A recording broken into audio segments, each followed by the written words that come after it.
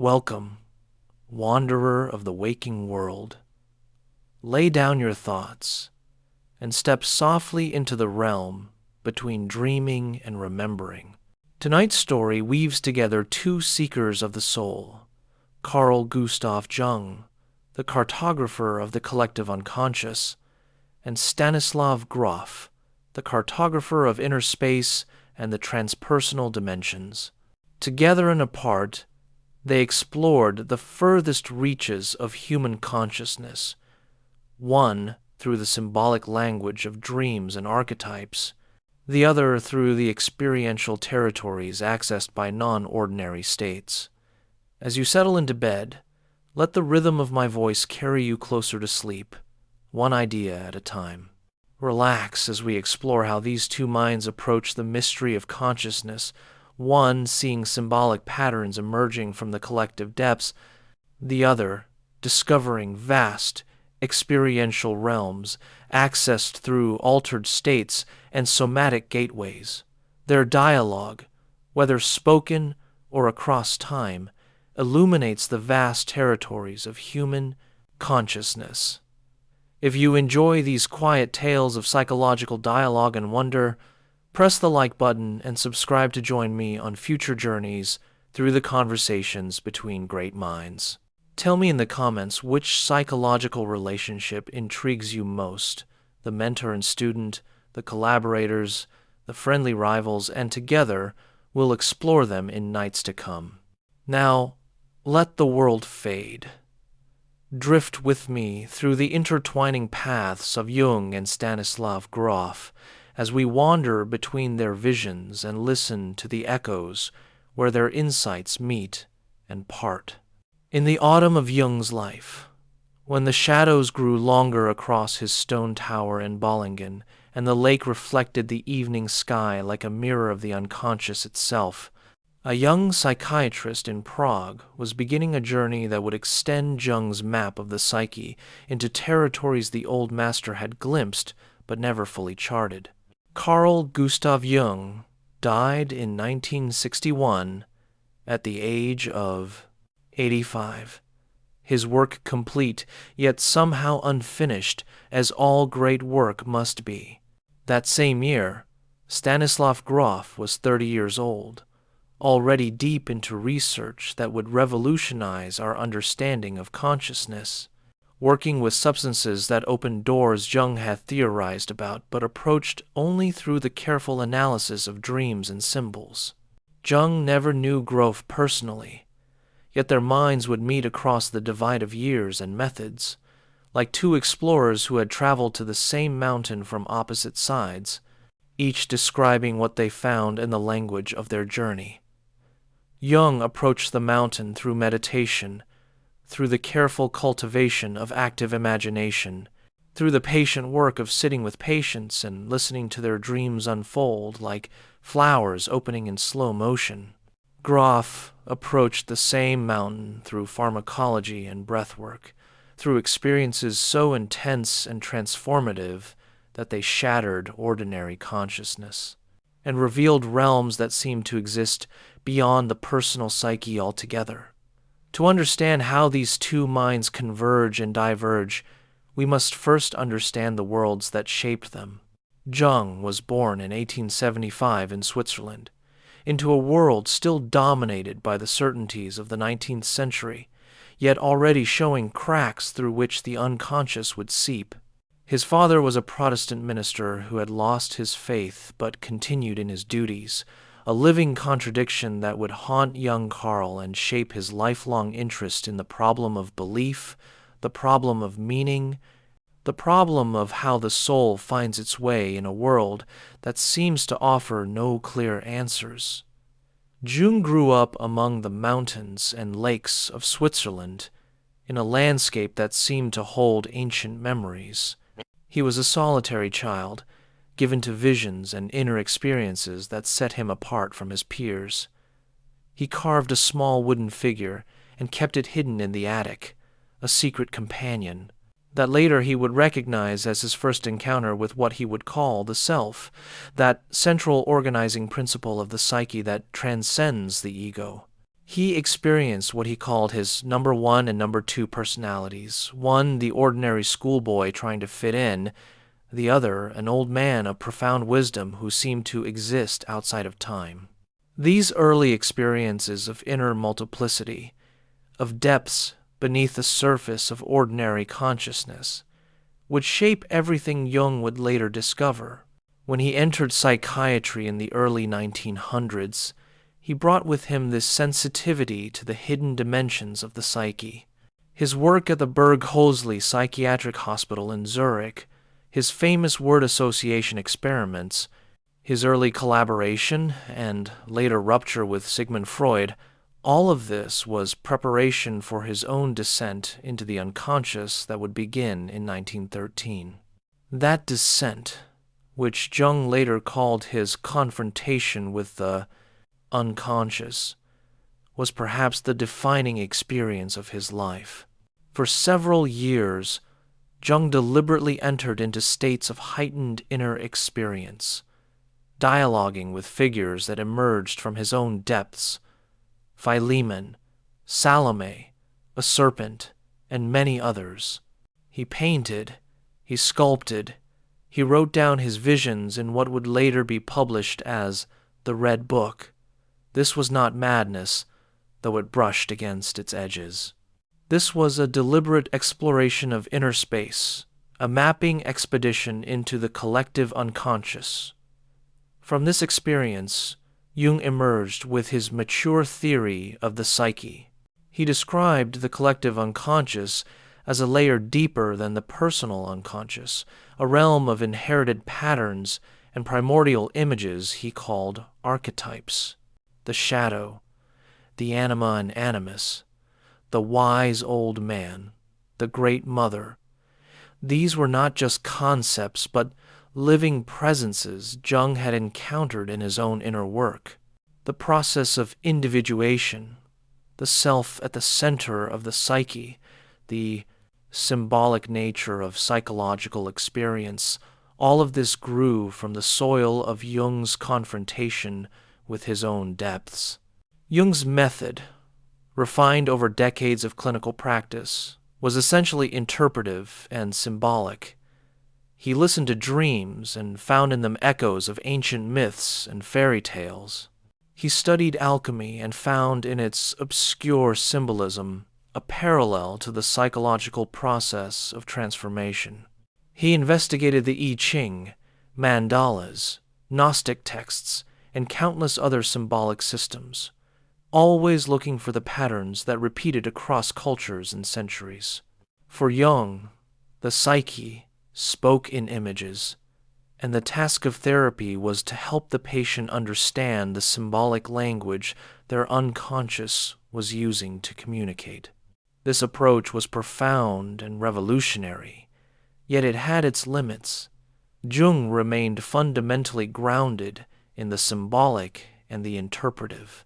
Even when he acknowledged the reality of psychoid phenomena, events that seemed to bridge psyche and matter, like synchronicity, he approached them primarily as meaningful coincidences to be contemplated rather than direct experiences to be undergone. Jung's active imagination was a powerful technique, but it was still imagination, still mediated by the ego's capacity to witness and reflect. Now, let us turn to the world that shaped Stanislav Grof, a world quite different from Jung's, yet equally conducive to psychological discovery. Grof was born on July 1st, 1931, in Prague, Czechoslovakia. He came of age during World War II, experiencing the Nazi occupation of his homeland, and then the communist regime that followed. This was a world of external political control and inner resistance, a world where the official reality proclaimed by authority bore little resemblance to what people actually experienced and felt. Grof was drawn to film and animation in his youth, fascinated by how images could capture and transform consciousness. He studied medicine at Charles University in Prague, entering the field of psychiatry in the mid-1950s. It was a time of great change in psychiatry. The first antipsychotic medications were being introduced, promising a biochemical revolution in mental health treatment. Yet Grof found the reductionist materialism of mainstream psychiatry unsatisfying. He sensed that consciousness was far more complex and mysterious than the dominant paradigm acknowledged. In 1956, something happened that would change Grof's life and, eventually, the landscape of psychology itself. He received a sample of LSD, lysergic acid diethylamide, a substance that had been synthesized in 1938 by Albert Hofmann, but whose profound consciousness-altering properties had only been discovered by accident in 1943. The pharmaceutical company Sandoz was distributing LSD to psychiatric researchers, hoping it might prove useful in understanding and treating mental illness. Grof's first LSD experience was overwhelming and revelatory. He later described it as encountering dimensions of consciousness he had never imagined existed. Time dissolved. His sense of separate selfhood expanded and then shattered. He experienced what seemed like memories that couldn't be his own, visions of cosmic processes and archetypal figures that seemed to exist independent of his personal psychology. It was as if a doorway had opened into exactly the collective unconscious Jung had described. But instead of approaching it gradually through dream analysis and symbolic interpretation, Grof had been thrust directly into its heart. This experience set Grof on a path of research that would last for decades.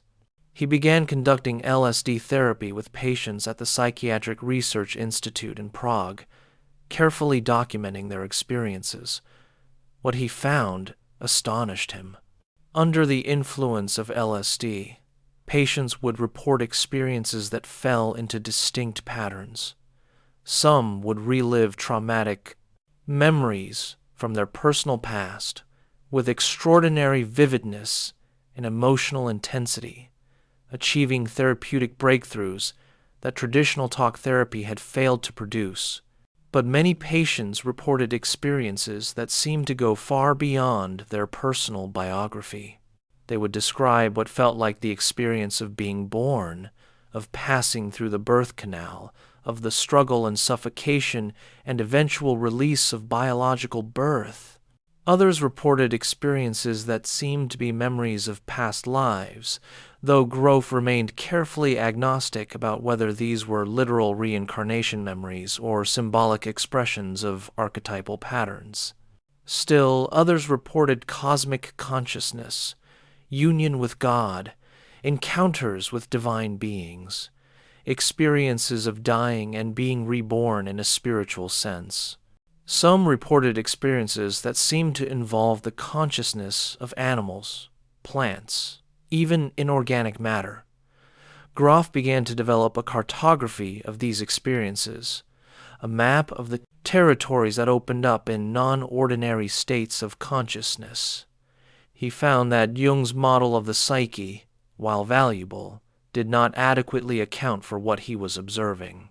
Jung had described the personal unconscious and the collective unconscious, but Grof was finding additional domains.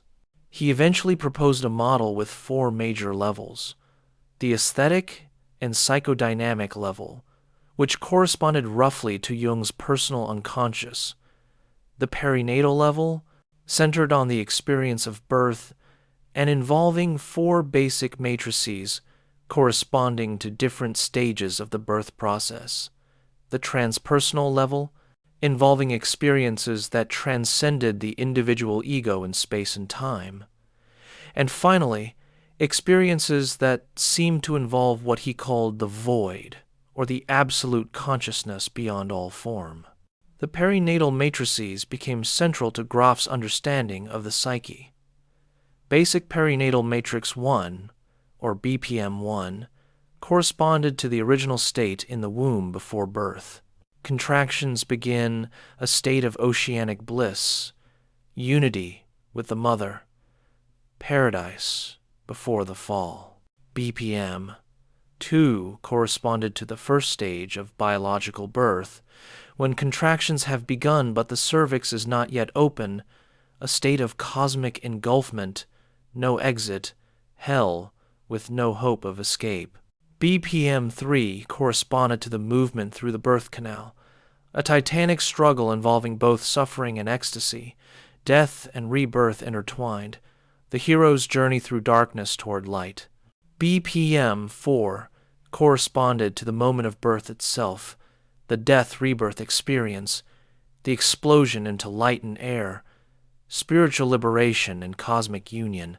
Grof found that his patients, in LSD sessions, would often move through these matrices in sequence, working through deep layers of trauma and moving toward profound healing and spiritual opening. The birth process, he realized, was not just a biological event but a template that stamped itself into the deepest layers of the psyche, shaping how we experience suffering and transcendence throughout our lives. This was something Jung had glimpsed in his work on archetypes. The death-rebirth motif appears constantly in myths, dreams, and symbolic systems across cultures. But Grof was proposing something more radical, that these archetypal patterns had their roots in the actual physiological experience of birth. In 1967, Grof accepted an invitation to come to the United States to continue his research at Johns Hopkins University in Baltimore. The cultural landscape he entered was wildly different from the gray communist Prague he left behind. America in the late 1960s was in the midst of a consciousness revolution. Psychedelics had moved from psychiatric research labs into the broader culture. Timothy Leary was preaching, "Turn on, tune in, drop out." The counterculture was exploring Eastern spirituality, challenging establishment values, seeking direct experience of expanded consciousness. Grof's work found an eager audience, but he also found himself in a more complex relationship with the psychedelic movement than many of his contemporaries. He was not an advocate of recreational drug use or of psychedelics as mere tools for entertainment or social rebellion. He saw these substances as powerful tools for psychological healing and spiritual exploration that needed to be approached with great care, ideally in a therapeutic context with proper support. His book, Realms of the Human Unconscious, published in 1975, presented his research in a scholarly yet accessible way, describing case after case of profound psychological and spiritual transformation through LSD therapy. But even as Grof was documenting the therapeutic potential of psychedelics, the political and cultural climate was shifting. The use of LSD and other psychedelics was made illegal in the United States in 1968. Research became increasingly difficult to conduct. By the mid-1970s, legal psychedelic research had essentially ceased in America and most of the Western world. Grof found himself with a comprehensive map of consciousness based largely on experiences that were no longer legally accessible. This challenge led Grof to one of his most important innovations. If the transpersonal and perinatal realms could be accessed through psychedelics, could they also be reached through other means? He began experimenting with techniques that could induce nonordinary states of consciousness without drugs. Drawing on ancient practices from various spiritual traditions, he developed what he called holotropic breathwork, a method involving accelerated breathing, evocative music, and focused bodywork that could reliably induce powerful experiences similar to those reported in psychedelic sessions. The name holotropic means moving toward wholeness, and this captured Grof's fundamental understanding of what these experiences offered. Like Jung, Grof saw the psyche as inherently oriented toward healing and integration, toward the realization of one's full potential. But whereas Jung emphasized the symbolic understanding of unconscious material through interpretation and reflection, Grof emphasized the direct experiential working through of traumatic and transpersonal content. Healing, in Grof's model, came not primarily from understanding your complexes and shadows, but from fully experiencing them, moving through them, allowing the psyche's innate healing intelligence to complete processes that had been frozen or interrupted. Grof moved to California in the late 1970s and co-founded the International Transpersonal Association with Abraham Maslow and other pioneers in the field. He continued developing and teaching holotropic breathwork, wrote numerous books exploring the implications of his cartography of consciousness, and became one of the founding figures of transpersonal psychology, a branch of psychology that takes seriously experiences that transcend the ordinary boundaries of the personal ego. Throughout his work, Grof frequently referenced Jung and saw himself as building on the foundation Jung had laid. He considered Jung's model of the collective unconscious to be fundamentally correct but incomplete. Jung had mapped the collective unconscious primarily through the archetypes that appeared in dreams, myths, and cultural symbols. Grof believed he had found additional domains of the collective unconscious, or perhaps regions beyond even the collective unconscious, as Jung had conceived it, transpersonal realms that included not just inherited psychological patterns, but also what seemed to be connections to other times, other beings, other dimensions of existence entirely. The question of whether Jung would have accepted Grof's expansions of his model is intriguing to contemplate. Jung was certainly interested in altered states of consciousness. He had his own visionary experiences.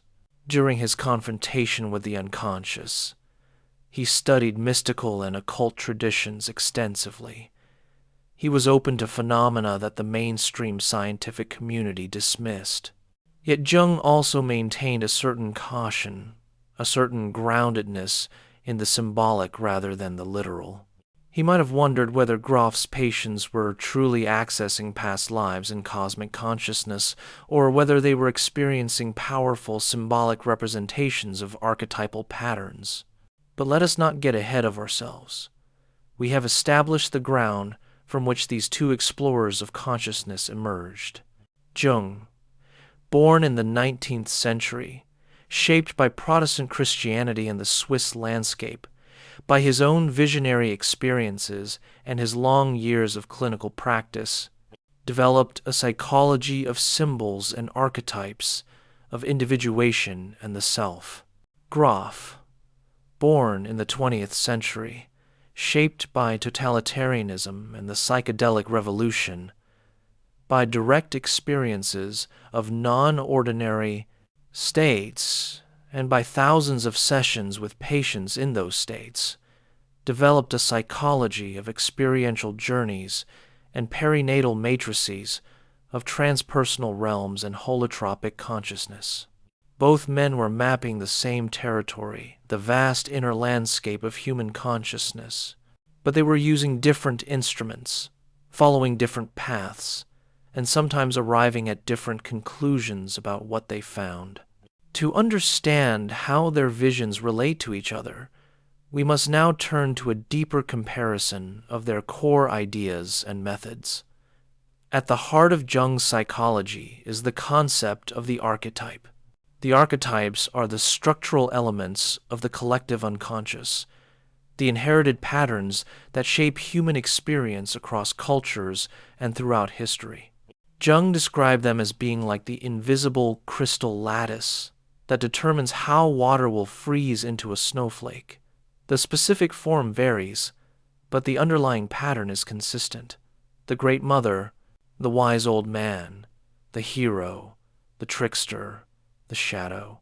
These are not learned concepts, but innate patterns that emerge spontaneously in dreams, myths, visions, and psychological crises.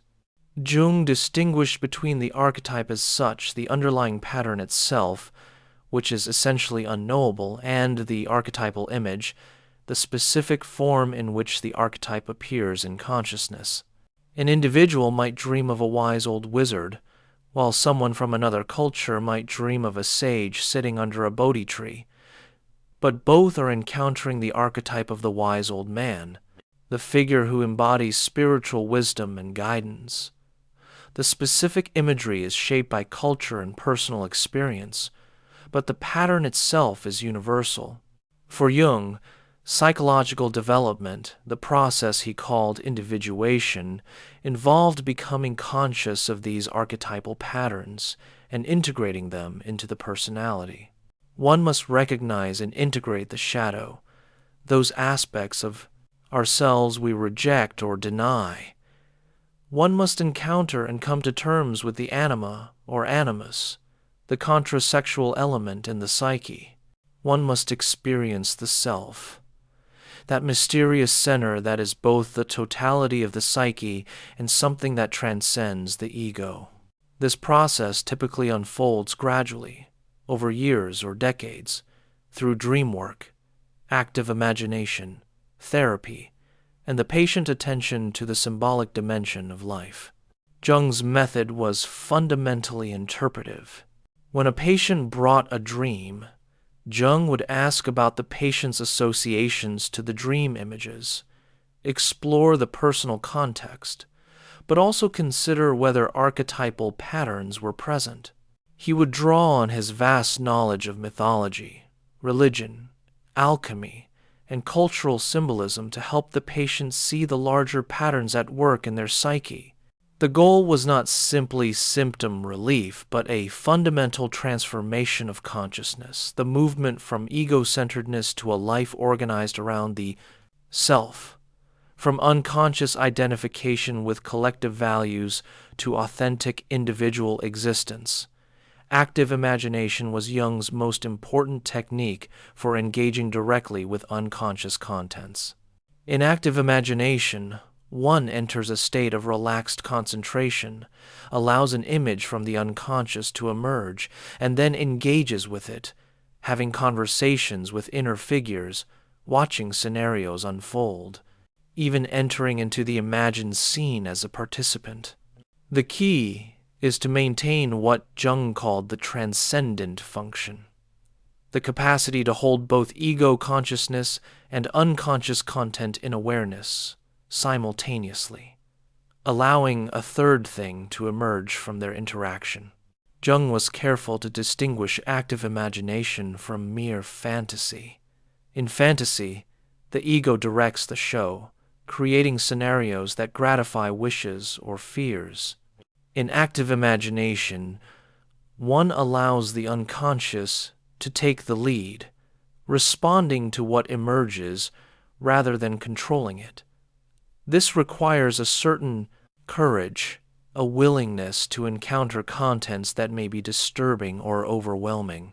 But Jung believed that the unconscious, when approached with respect and genuine openness, was essentially benign and oriented toward wholeness.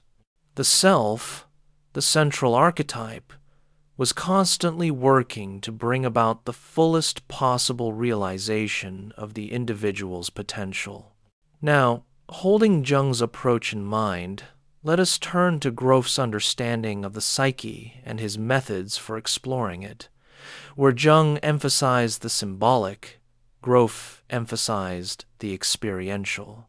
Where Jung worked with dreams and imaginative engagement with inner figures, Grof worked with powerful states of consciousness in which the boundaries of the ordinary ego temporarily dissolved, allowing direct experience of contents normally beyond the reach of waking awareness.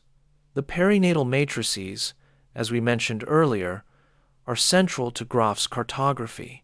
He discovered that when patients in LSD sessions moved beyond biographical, material memories and experiences from their postnatal life, they often entered a realm dominated by experiences of death and rebirth. These experiences were not merely symbolic or metaphorical, but were felt with overwhelming intensity as literal dying and being born again. Patients would report sensations of suffocation, crushing pressure, unbearable confinement, desperate struggle, and then explosive release into light and freedom. Grof realized that these experiences corresponded to the stages of biological birth. BPM-1, the original unity in the womb, was characterized by experiences of cosmic unity, oceanic ecstasy, paradise, dissolution of boundaries. When this matrix was activated in a positive way, patients reported feelings of being at one with the universe, perfect safety and nurturing, bliss without limit. When activated negatively, BPM-1 could involve feelings of toxic poisoning, demonic possession, or paranoid fears, perhaps reflecting complications in the prenatal environment. BPM-2, the onset of labor when the cervix is not yet open, was characterized by experiences of cosmic engulfment and no exit. Patients would feel trapped in hell with no possibility of escape, suffering that seemed eternal and meaningless, the sense of being swallowed by a monstrous force or crushed by unbearable pressure. This was pure victimization, pure suffering without any agency or ability to act. Grof noted that many forms of clinical depression and anxiety seem to have their roots in this perinatal matrix. The feeling of being trapped in an intolerable situation with no way out corresponds to the existential situation of the fetus during this stage of birth. BPM-3, the movement through the birth canal, was characterized by the death-rebirth struggle. Here, suffering continues but is combined with enormous energy and activity. The experience involves titanic struggle, violent aggression and sexual arousal, encounters with fire and blood, the intermingling of the sacred and the scatological, experiences of being both victim and aggressor, death and birth happening simultaneously. This is the hero's journey, the alchemical process, the passion of Christ, the dismemberment of Dionysus. Every culture's symbols of transformation through ordeal find their root, Grof suggested, in this stage of birth. BPM-4, the moment of birth itself, was characterized by the death-rebirth experience proper. The struggle suddenly resolves. There is explosion into space and light, the feeling of being reborn, often accompanied by visions of divine light, encounters with God or cosmic consciousness, feelings of redemption and salvation, love and gratitude flooding the system.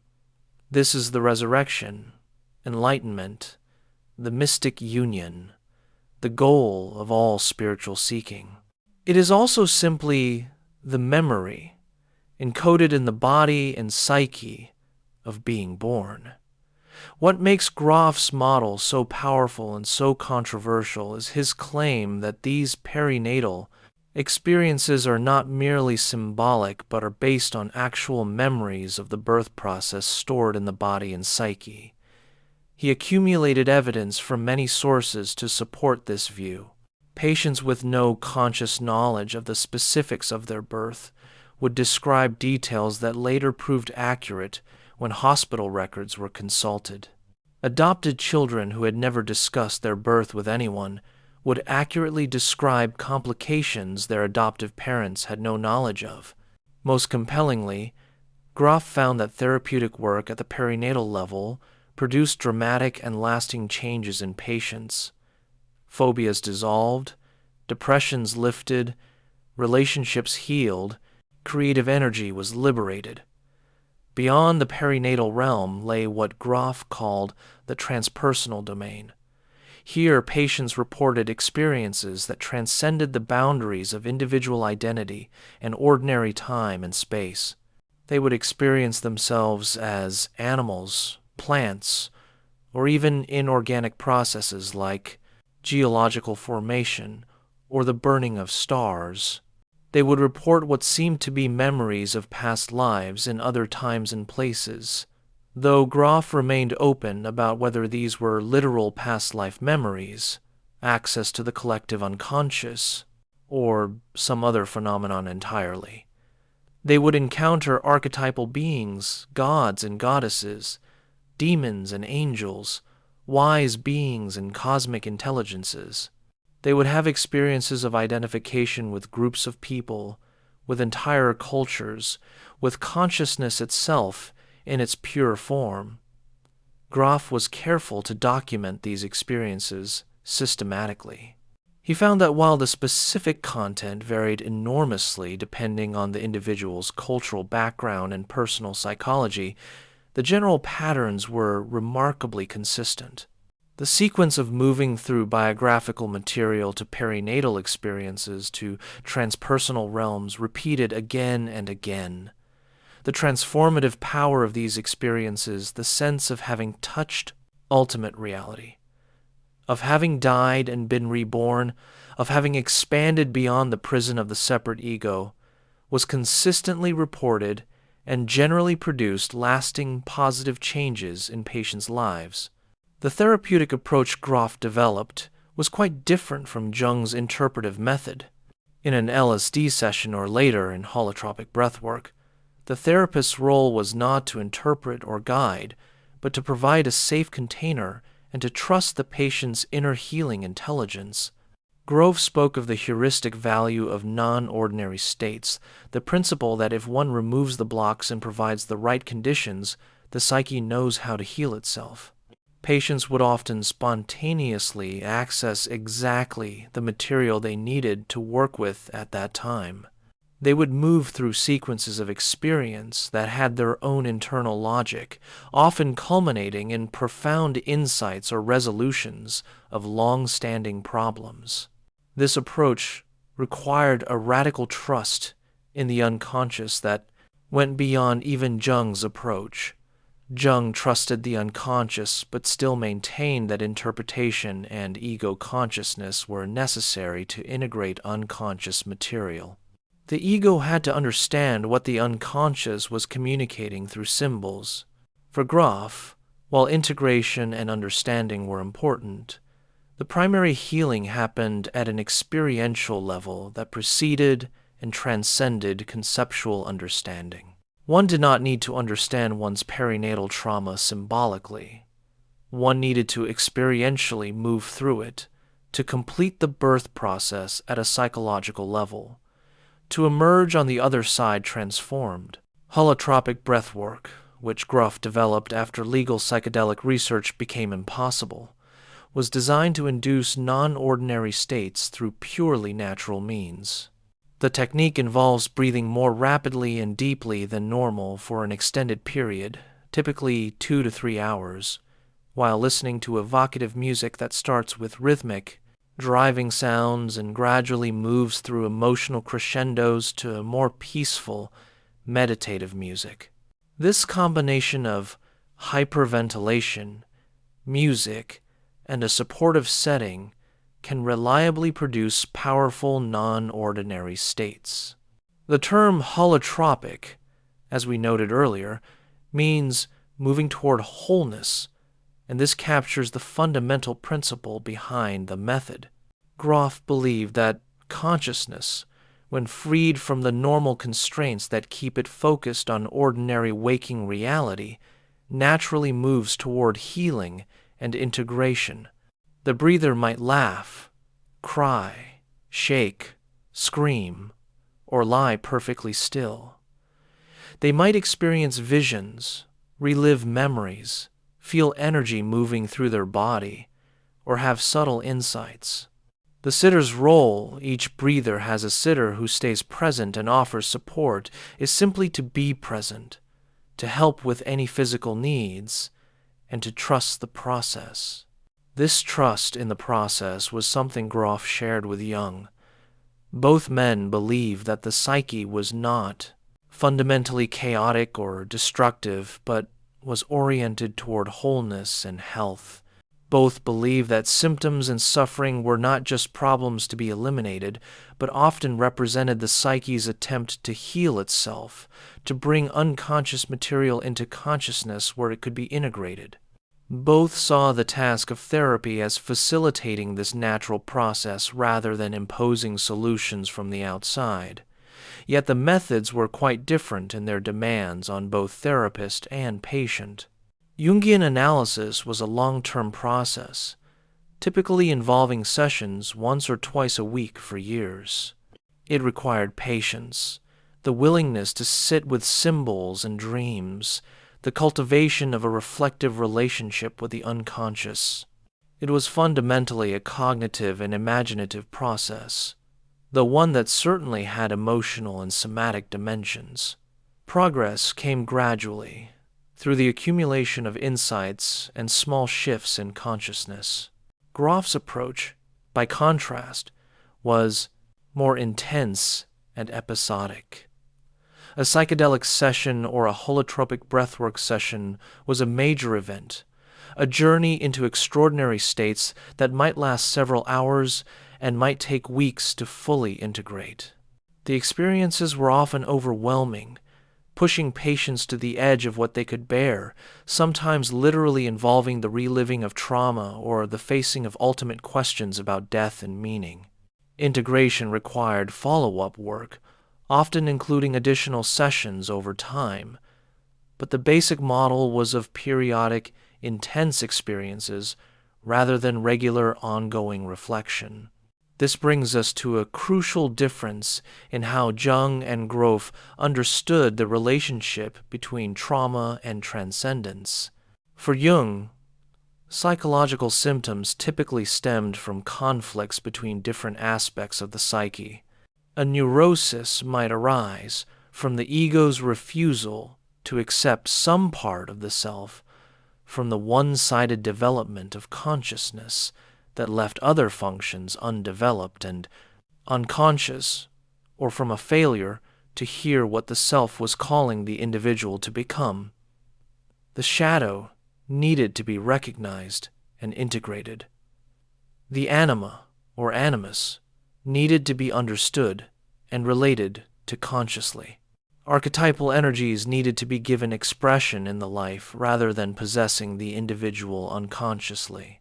Healing came through making the unconscious conscious, through symbolic understanding, through active engagement with inner figures and processes, through the gradual transformation of the personality as it reorganized itself around the self rather than around the ego's limited agendas. This could certainly be challenging and painful, but it was fundamentally a process of consciousness development and symbolic realization. For Grof, while symbolic understanding had its place, deep healing often required something more immediate and somatically based.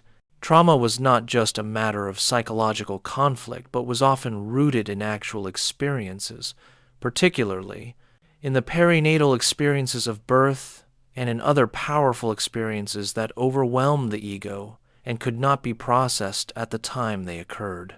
These experiences left what Grof called systems of condensed experience, or coexes, multi-layered constellations of memories and emotions connected by similar themes and feeling tones. For example, a patient might have a coex system around themes of suffocation and helplessness. This system might include a difficult birth experience, an incident of nearly drowning as a child, experiences of being smothered by an overbearing parent, and perhaps even elements from the collective unconscious or transpersonal realm relating to similar themes. All these experiences are connected not by logical association, but by their similar emotional quality and somatic feeling.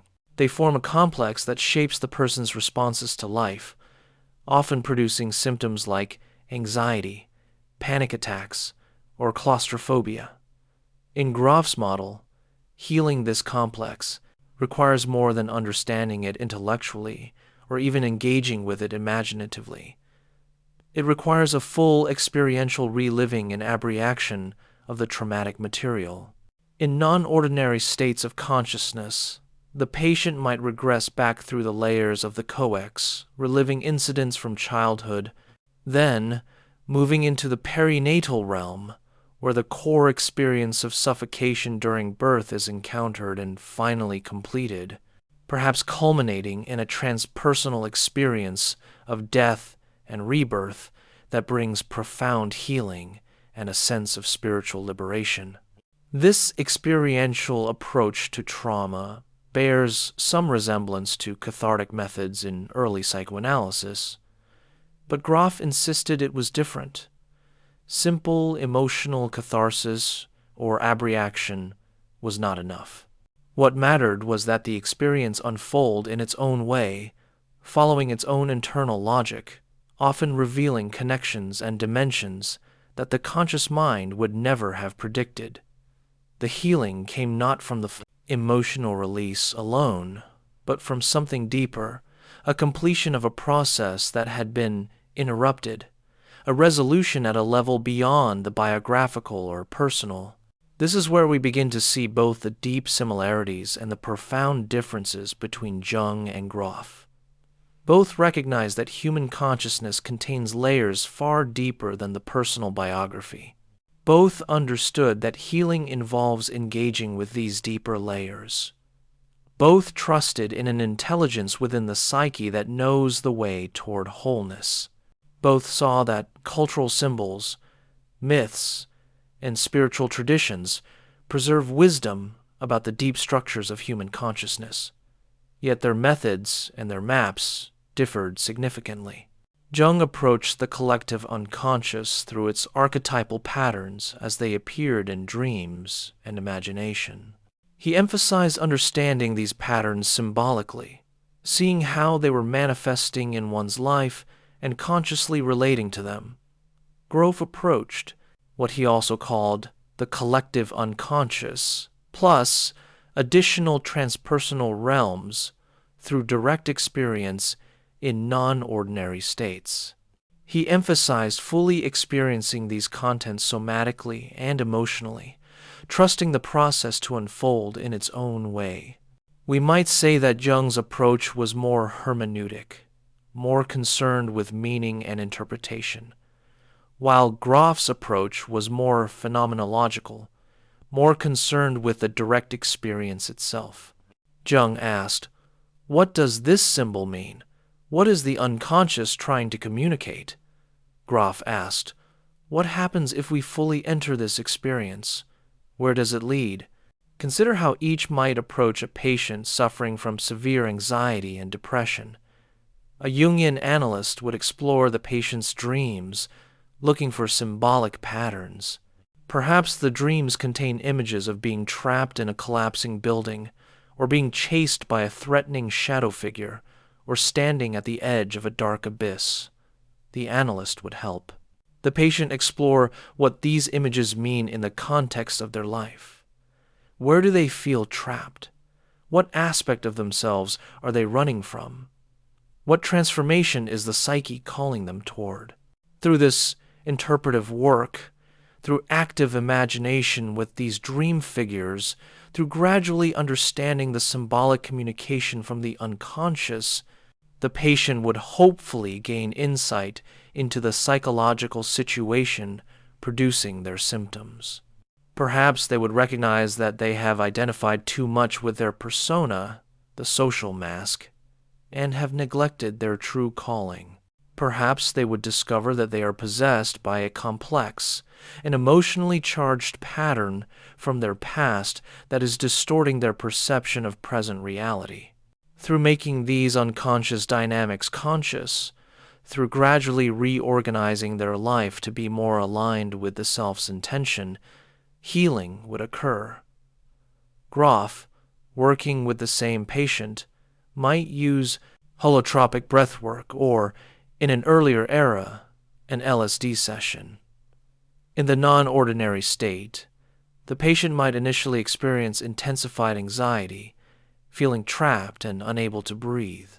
Rather than interpreting these feelings, the facilitator would encourage the patient to stay with the experience, to breathe into it, to allow it to intensify and unfold. The patient might then move into a full-body reliving of their birth, experiencing the terror and suffocation of being stuck in the birth canal, perhaps struggling and making sounds, their body moving in ways that express the trauma. After what might be an hour or more of intense experience, the patient might suddenly feel a release, an opening, a sense of breaking through into light and space.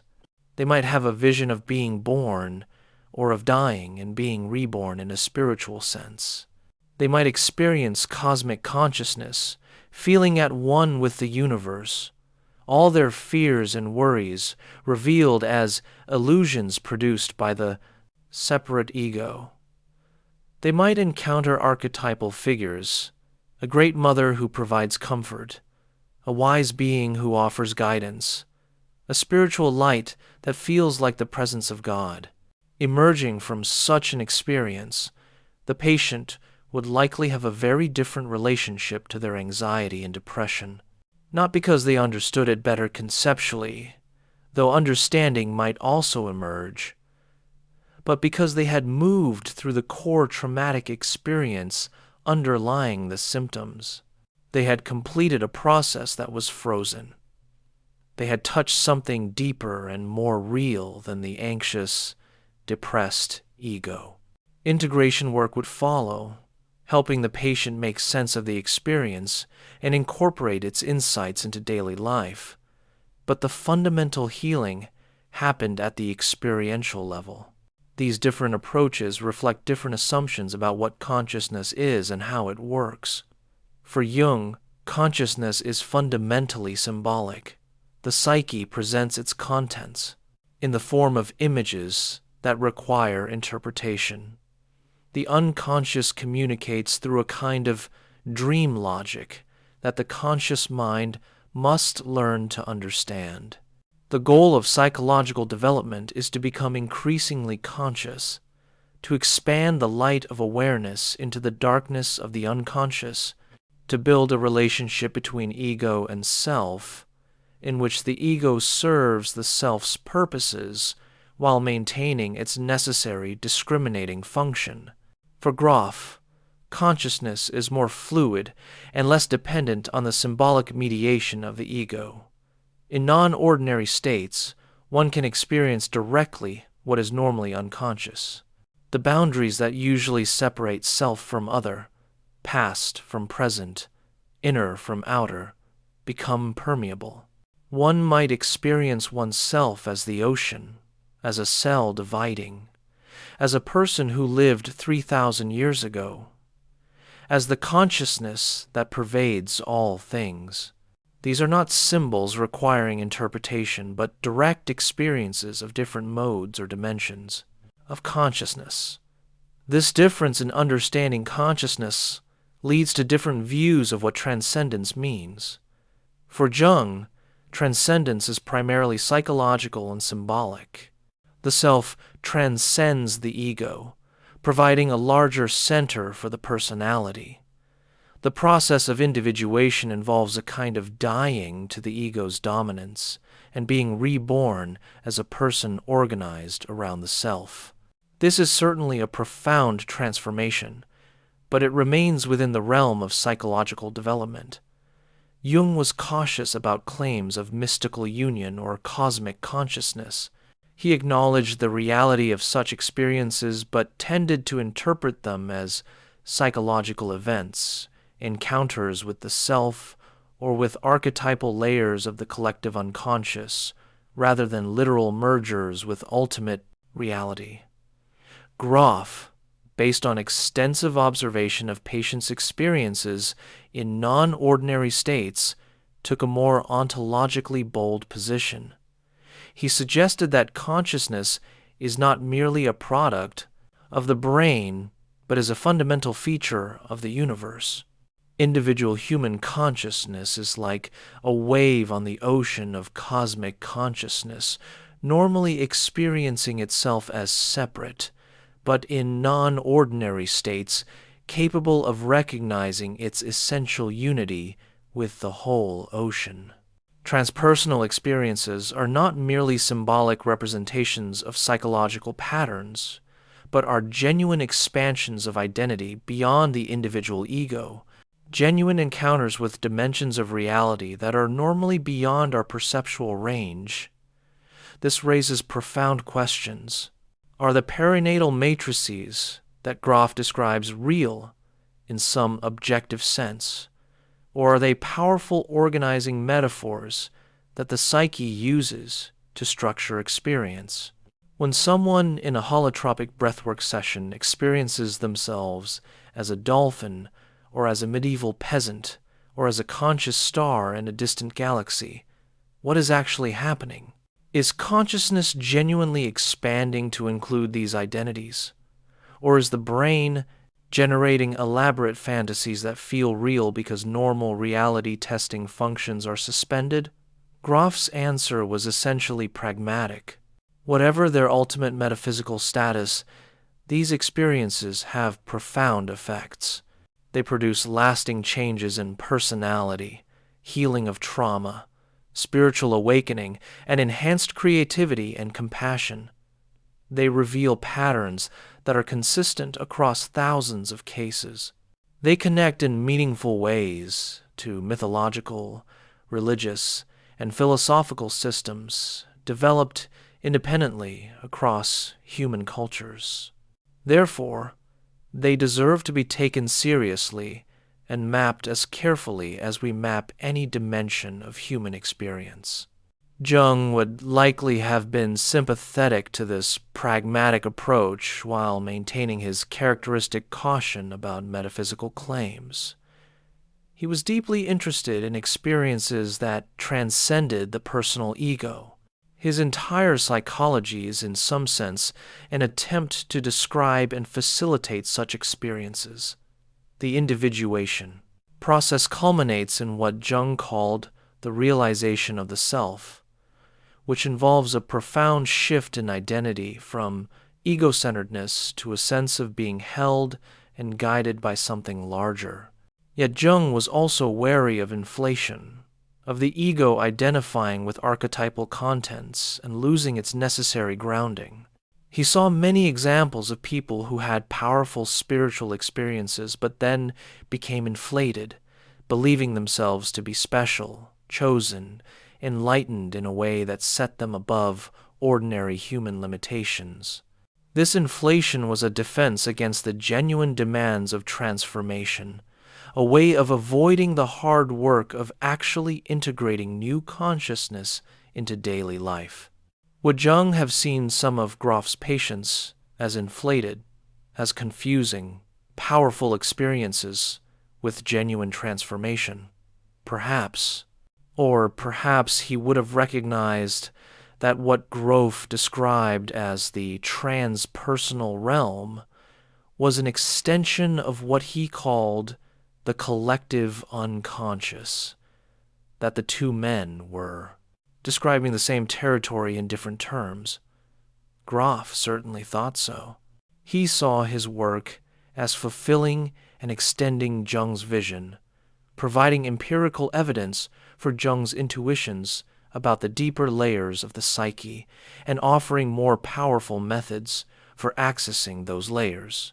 The relationship between Jung's archetypes and Grof's perinatal matrices is particularly intriguing. Jung identified numerous archetypes: the mother, the father, the child, the hero, the trickster, the wise old man, the shadow, the anima and animus, and ultimately the self. Each archetype carries both positive and negative aspects. The mother archetype, for example, includes both the nurturing mother and the terrible mother, both the source of life and the devouring force that threatens to swallow individuality. Grof's perinatal matrices seem to function in some ways like master archetypes, providing experiential templates that shape and organize other psychological contents.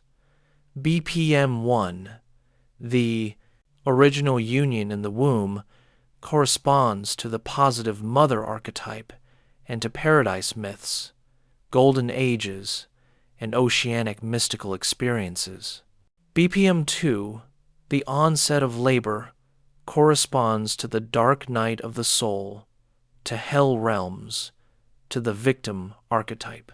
BPM 3, the struggle through the birth canal, corresponds to the hero archetype, to the death-rebirth cycle, to ordeals and initiations. BPM 4, the moment of birth, corresponds to resurrection, enlightenment, the mystic union. One could argue that Jung's archetypes are symbolic representations of the perinatal process and other transpersonal experiences that Grof mapped. Cultures create myths about heroes passing through ordeals and dying and being reborn, not just because these are useful stories, but because these patterns are embedded in human experience at the deepest level. Beginning with birth itself, the archetypes, in this view, are how the perinatal and transpersonal realms appear when filtered through symbolic consciousness. Alternatively, one could argue that Grof's perinatal matrices are powerful personal experiences that get interpreted through the lens of archetypal patterns that exist independently. The experience of struggle and breakthrough during birth becomes connected in the psyche with the hero archetype, which has its own independent existence in the collective unconscious. Later in life, when these patterns are activated in therapy or spiritual practice, both the somatic birth memory and the archetypal pattern are activated together. Jung himself might have favored this second interpretation, maintaining a distinction between the archetype as such a purely formal pattern and the personal experiences that give it concrete content.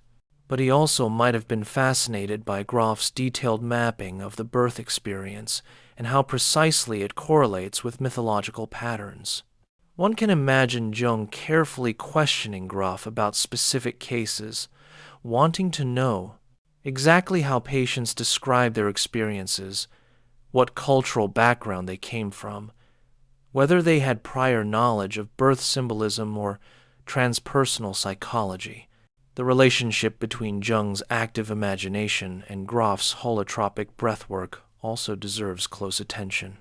Both are methods for accessing non-ordinary states of consciousness and working with unconscious material.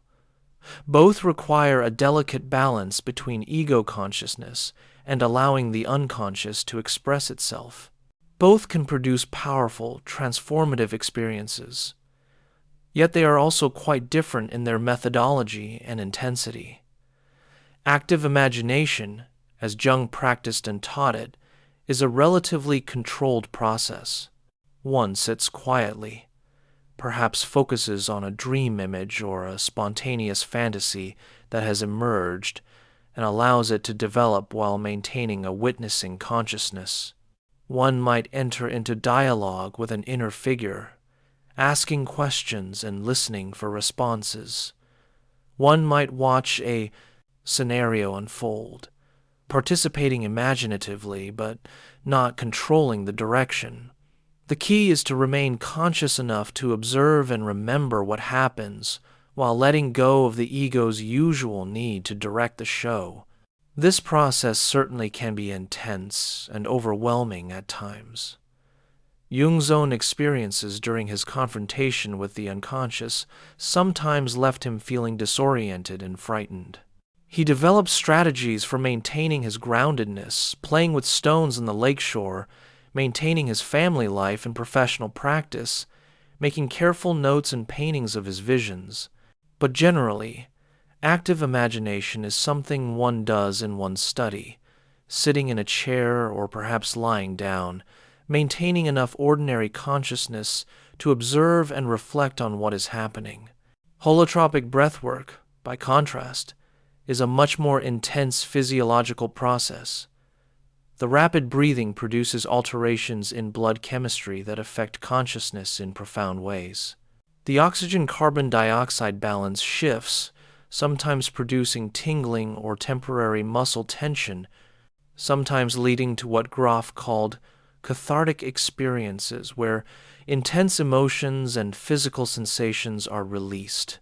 The music drives the experience forward, providing emotional content and helping to bypass normal defenses.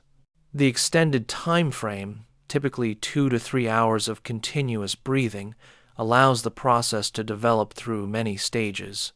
In a holotropic breathwork session, the breather might thrash around, make loud sounds, cry intensely, laugh ecstatically, or enter states of deep meditation.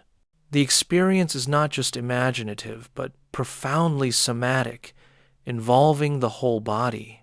Afterward, breathers often create mandalas, translating their experience into visual form in a practice borrowed from Jung's work. But the primary experience is not visual or symbolic in the way that active imagination tends to be. It is full-bodied, visceral, sometimes overwhelming. This difference points to a larger distinction in how Jung and Grof understood the role of the body in psychological process. Jung certainly recognized the psychosomatic unity. He knew that psychological states affect the body and bodily states affect consciousness, but his methods were primarily cognitive and imaginative, working through the symbolic functions of consciousness. Grof's methods, particularly holotropic breathwork, are fundamentally somatic, using the body as the primary doorway into non-ordinary consciousness. This connects to contemporary developments in psychology that have occurred after both Jung and Grof did their foundational work. Trauma-focused therapies like somatic experiencing and EMDR have emphasized the importance of working with trauma at the somatic level, recognizing that traumatic memories are stored in the body as well as in the mind. The polyvagal theory has provided a neurobiological framework for understanding how the autonomic nervous system shapes our experience and how somatic practices can help regulate nervous system states. These developments tend to support Grof's emphasis on the somatic dimension of healing. Yet Jung's symbolic approach remains valuable and perhaps necessary for the integration of powerful experiences. Grof himself emphasized the importance of integration work following holotropic breathwork or psychedelic sessions. People need to make sense of their experiences, to connect them to their lives, to find the meaning in what they've encountered. This is essentially the symbolic, interpretive work that Jung specialized in. One might say that the optimal approach combines Grof's methods for facilitating powerful experiential breakthroughs with Jung's methods for integrating and understanding those experiences symbolically. Let us turn now to how Jung and Grof understood the goal of psychological work, the vision of human wholeness they each held. For Jung, the goal was individuation, the realization of one's unique individual nature while also recognizing one's connection to the collective. This involved conscious recognition and integration of previously unconscious contents, particularly the shadow and the anima or animus, and ultimately a realignment of the personality around the self rather than the ego. An individuated person, in Jung's vision, would have a strong, functional ego that serves the self rather than trying to be the center of the personality. They would have integrated the opposites within themselves, conscious and unconscious, masculine and feminine, thinking and feeling, rational and intuitive. They would live authentically, guided by their own inner truth rather than by collective expectations. They would have a sense of meaning and purpose rooted in the self's intention for their unique life. They would likely have some form of spiritual or religious attitude, not necessarily conventional, but genuinely connected to the numinous dimension of experience. This process typically unfolded gradually over the second half of life. Jung thought it was rare for genuine individuation to occur before midlife, because the first half of life was naturally focused on ego development, on establishing oneself in the outer world, on learning to function effectively in society. Only after the ego was reasonably well developed could the deeper work of relativizing the ego and serving the self begin in earnest. Individuation was not about perfection or the elimination of problems. An individuated person would still have complexes, still have limitations and wounds, still face suffering and difficulty. But they would have a different relationship to these challenges, seeing them as part of the self's path rather than as obstacles to happiness.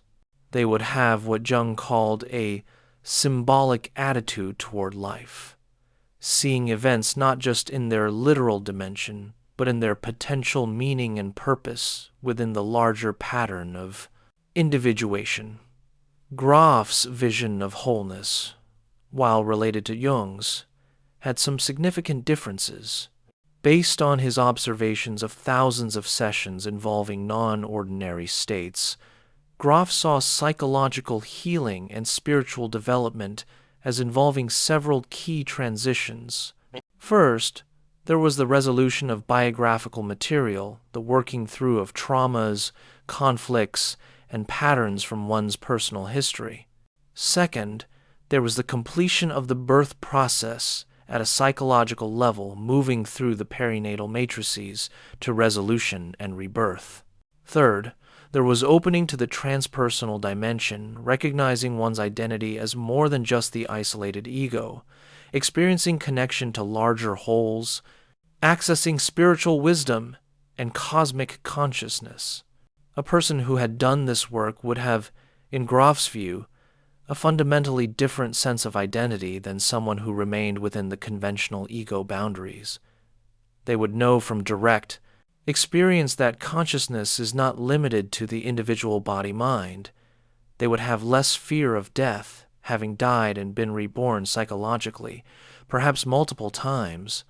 They would have a natural sense of compassion and connection with all beings, based not on moral principles, but on experiential knowing that separation is ultimately illusory. They would have access to transpersonal sources of wisdom and guidance. This vision is more explicitly spiritual than Jung's, more clearly rooted in mystical traditions across cultures. While Jung certainly had a spiritual dimension to his work, he was careful to maintain a psychological framework. The self might function psychologically like God, might even be indistinguishable from how we experience the divine, but Jung wouldn't make ontological claims about whether the self was identical with God or ultimate reality. Grof, more willing to make bold metaphysical statements, suggested that the deep experiences in non-ordinary states reveal the true nature of reality, consciousness as primary, matter as an aspect of consciousness, individual identity as a temporary and partial manifestation of cosmic consciousness. This difference reflects their different methodologies and the different eras they worked in.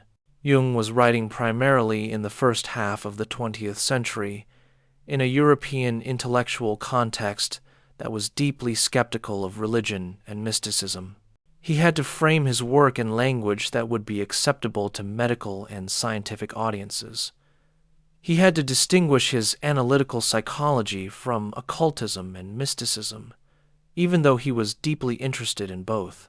His strategy was to maintain a psychological framework, to speak of the self rather than God, of archetypes rather than spiritual beings, of synchronicity rather than magic or miracles, while smuggling deeply spiritual insights into that framework. Grof was writing primarily in the second half of the 20th century, in the farty context of the psychedelic revolution and the emergence of transpersonal psychology. He had more freedom to speak openly about spiritual dimensions of consciousness. He could reference Eastern philosophies, shamanic practices, mystical traditions without facing the same academic dismissal Jung had to navigate. Moreover, his empirical base was different. He had thousands of sessions documenting experiences that seemed to transcend any merely psychological framework. How could one maintain a purely psychological interpretation when patients reported accurate information about historical events they had no normal way of knowing, when birth experiences matched medical records in specific detail, when the phenomenology of near-death experiences matched across cultures and contexts? Yet both men shared a fundamental orientation toward wholeness, toward the recognition that human consciousness is far vaster than the ordinary ego realizes, and toward the necessity of personal transformation involving death and rebirth in a psychological, if not literal sense. Both saw modern Western culture as having lost touch with these deeper dimensions, producing individuals who were comfortable materially but spiritually impoverished, cut off from the sources of meaning and numinous experience that traditional cultures had maintained through ritual, mythology, and spiritual practice. Both also shared a profoundly experiential approach to psychology, despite their different methods. Jung insisted that one could not truly understand the psyche through books alone. One had to experience it firsthand. He himself underwent his confrontation with the unconscious before developing his mature theory. He practiced active imagination throughout his life. He expected his students and patients to engage in their own inner work, not just to study psychology intellectually. Similarly, Grof insisted that one could not understand non-ordinary states of consciousness without experiencing them. He underwent numerous LSD sessions himself before working with patients. He regularly participated in holotropic breathwork, sometimes as a breather rather than facilitator. His entire cartography was grounded in phenomenology, careful description of what people actually experience rather than in abstract theory. This brings us to one of the most profound questions raised by comparing these two explorers of consciousness. What is the relationship between the personal and the transpersonal? Where does individual psychology end and something beyond the individual begin? Jung's answer, as we've seen, was the collective unconscious. Beneath the personal unconscious, which contains material specific to the individual's life experience, lies the collective unconscious, which contains the archetypes, universal patterns of human experience inherited through our biological and psychological nature. The collective unconscious connects all humans across cultures and throughout time. When we dream of figures that echo ancient myths, when we spontaneously create symbols similar to those in cultures we've never studied, when we respond with instinctive fear or fascination to certain images or situations, we are encountering contents of the collective unconscious. But for Jung, even the collective unconscious remains within the psyche, within the sphere of psychology. The archetypes are psychological, not metaphysical entities. The self is the archetype of wholeness, the image of God in the psyche. But Jung carefully avoided claiming that the self was identical with God or with ultimate reality beyond the psyche. This restraint was partly strategic, partly reflecting Jung's epistemological caution. How could we know anything about ultimate reality beyond our experience? All we can study and speak about with any certainty is the contents of consciousness, the phenomenology of psychic experience. Grof pushed beyond this boundary.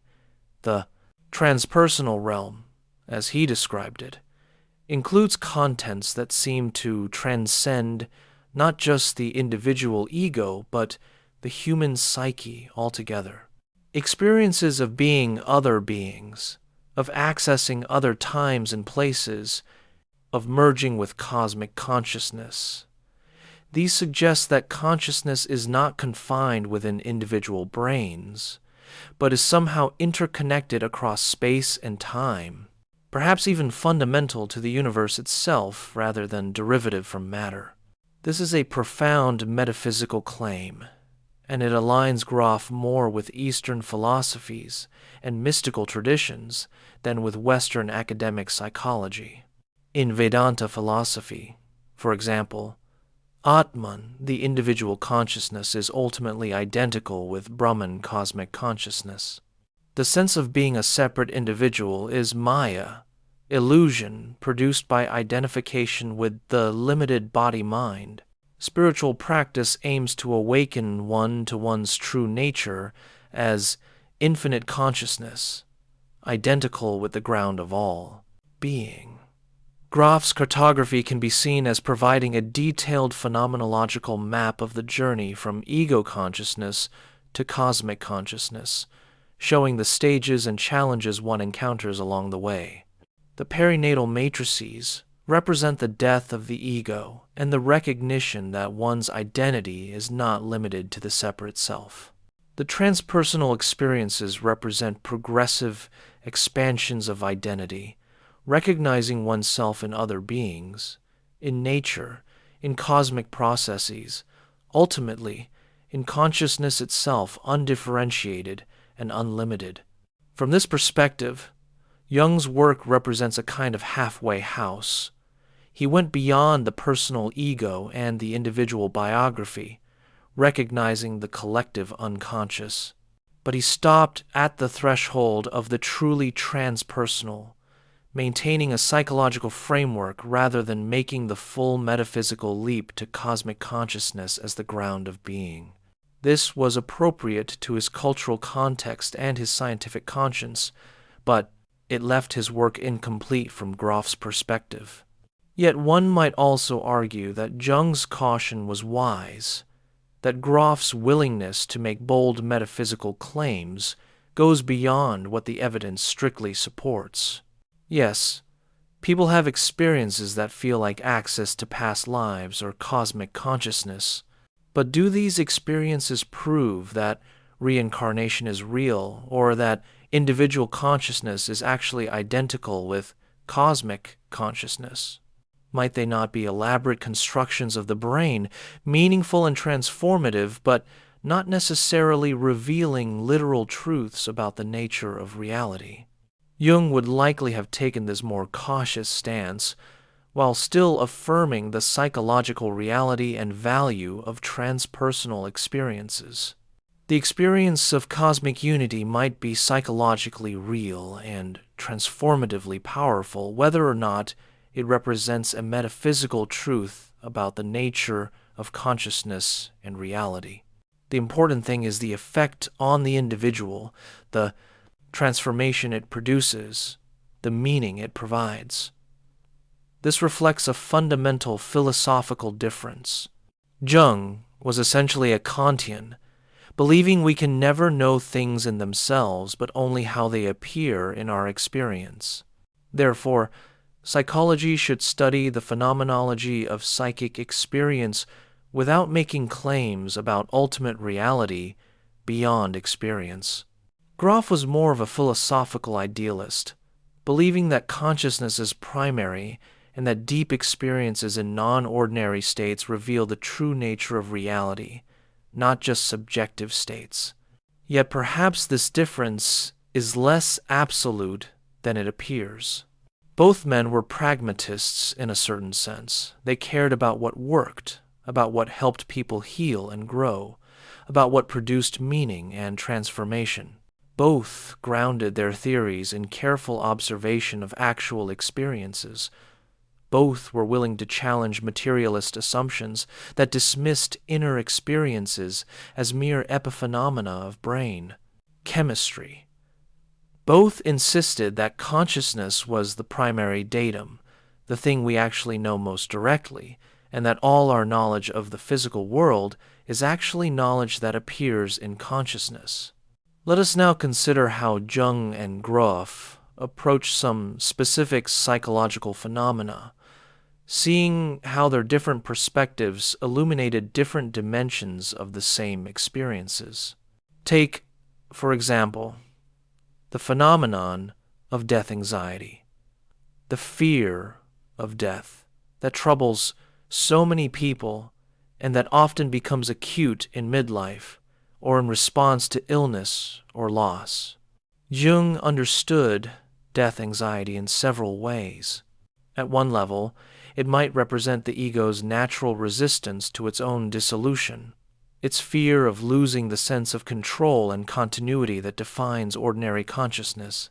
At a deeper level, death anxiety might represent the self calling the individual to a transformation that the ego experiences as death. The symbolic death of the ego, the surrender of ego dominance to service of the self, feels like annihilation to the ego, even though it actually leads to a more authentic and meaningful life. Jung also understood that many people in the second half of life suffer because they approach old age and death with the values and attitudes appropriate to the first half of life. If one's identity is built entirely on ego, achievements, career, success, physical vitality, social status, then the inevitable losses of aging feel catastrophic. But if one has done the work of individuation, if one has developed a relationship with the self and with the eternal dimension of the psyche represented by the archetypes, then death becomes less threatening. One recognizes that while the ego will die, one participates in something that transcends the personal ego, something eternal and imperishable. Jung also paid attention to dreams in which death appeared, often finding that such dreams were not primarily about literal death, but about psychological transformation. A dream of dying might indicate that some aspect of the personality needed to die, that a phase of life was ending and a new phase beginning. The death-rebirth motif in dreams, myths, and symptoms pointed to the fundamental pattern of psychological transformation. Something must die for something new to be born. Grof's approach to death anxiety would include these Jungian understandings, but would also emphasize the perinatal level.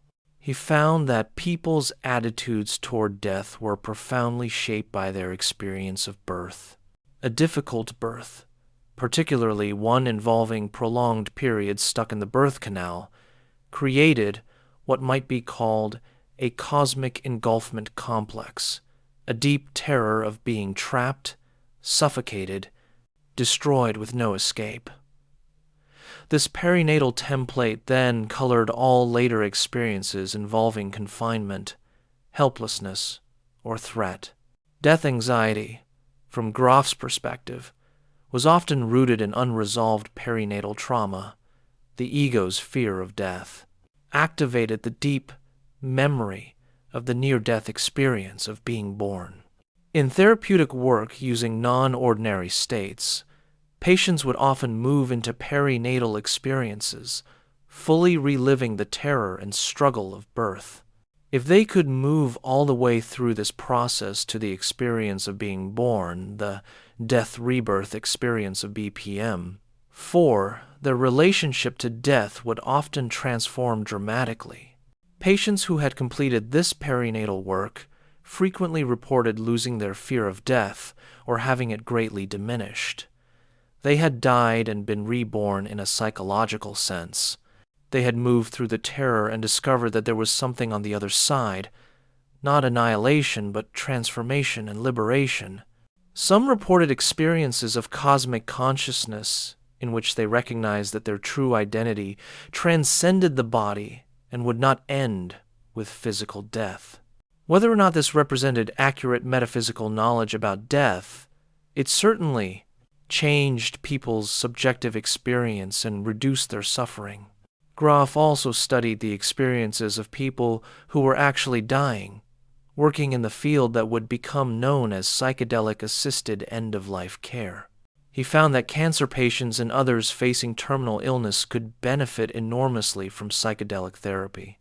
In non-ordinary states, They would often confront their death anxiety directly, moving through it to experiences of transcendence that brought peace and acceptance.